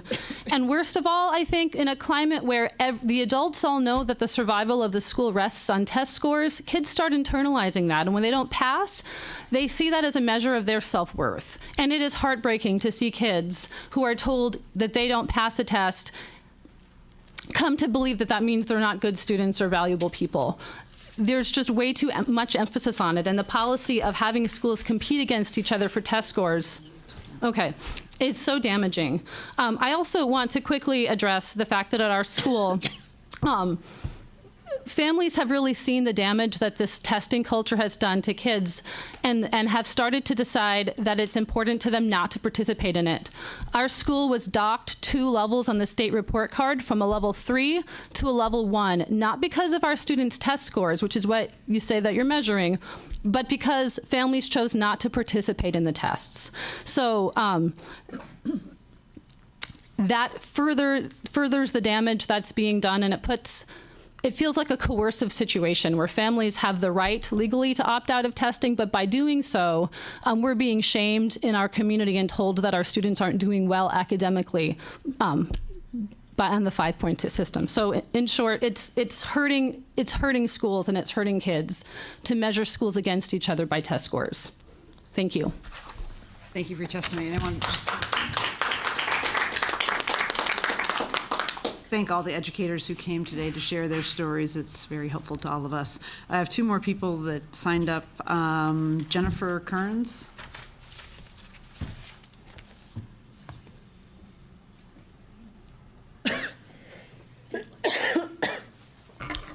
I'll be brief because much of my comments have been already stated. I am Jennifer Kearns. I'm a parent of a child at a focus school, Vernon. And I just wanted to echo Elizabeth's comments that these test scores that identify a school as failing, as a 1, as an F, or whatever it is, it draws families that have moved into our neighborhood away from a school, as she just said. It requires teachers to demonstrate what they've been doing. I won't repeat what she just said, but I know that the morale of the teachers is so low, and it doesn't reflect their passion for teaching or student aptitude. The gentleman here said that the testing does not adequately measure what students are doing. And I find that, Bill Gates has turned away from Common Core standards. There are other methods that you can use to assess student performance. And I just find the whole method questionable. The real reasons for students failing or not doing well in school have little to do with what the effectiveness of teachers, but other issues, poverty, public health, et cetera. So I don't know why you create this system to identify schools as failing. I also, just my last comment, by identifying a school as failing, you limit what can be done in the school. You focus on reading, writing, math, reading, writing, math, reading, writing, math. Reading, writing, math. And it limits the educational experience of students, and thus the diverse curriculum available for children in Oregon are only among the privileged, those who don't go to high poverty schools, that don't get an F grade. So if you are white and affluent, you get to attend a school where there is a diverse curriculum. And so that doesn't seem to speak to equity. So thank you for your time. Thank you.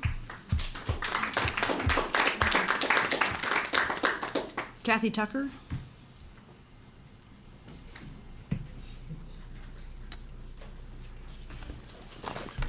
Hi, I'm a parent at Glencoe Elementary here in Portland, and I'm very concerned about high-stakes testing that is a results-based punitive system that I think is damaging our education system. And as a case in point, I'll tell you something that happened in our school earlier this year.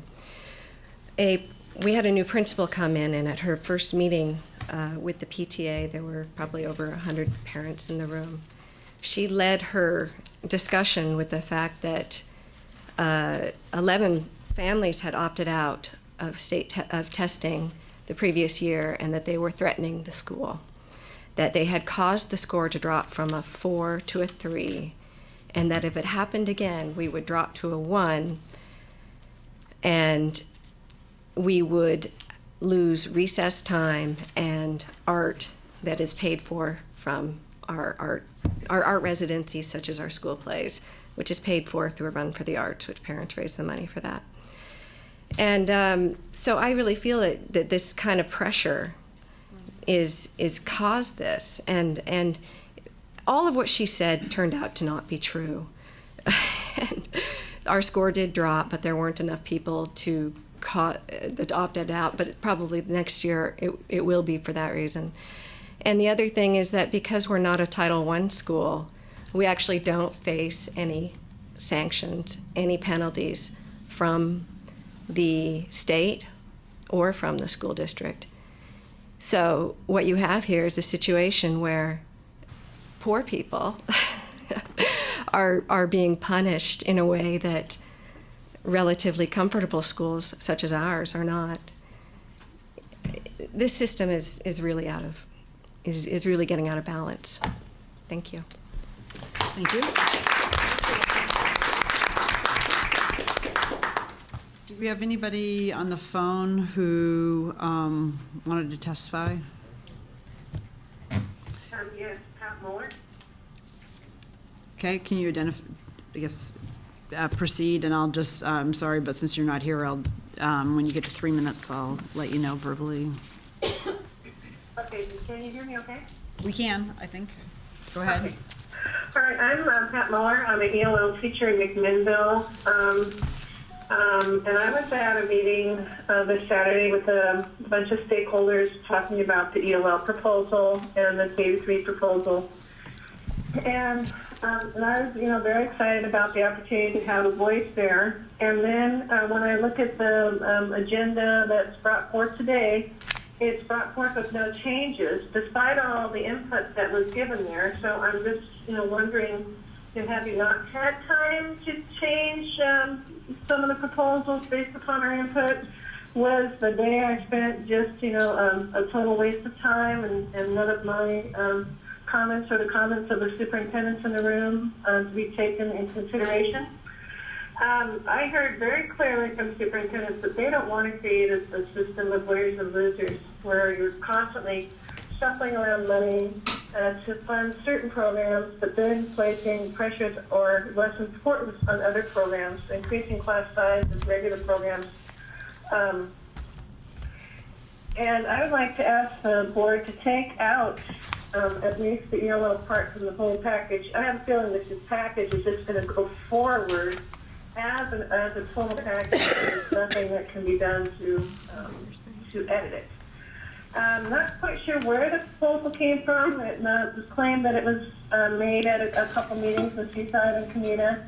Yet people are at those meetings say that they didn't work on that proposal there. And Superintendent Saturday said that it looked like a proposal that was made even before those meetings. And so, I'd like to see the minutes of those meetings. And so I guess my main point is I would like to have the opportunity to let the stakeholders group do the work and do the work thoughtfully of how to improve services to ELL students instead of just holding a hammer over our head and shuffling around money. What changes can we make to improve services to students? Thank you for the opportunity. Thank you. Is there anybody else on the phone? If not, we're adjourned.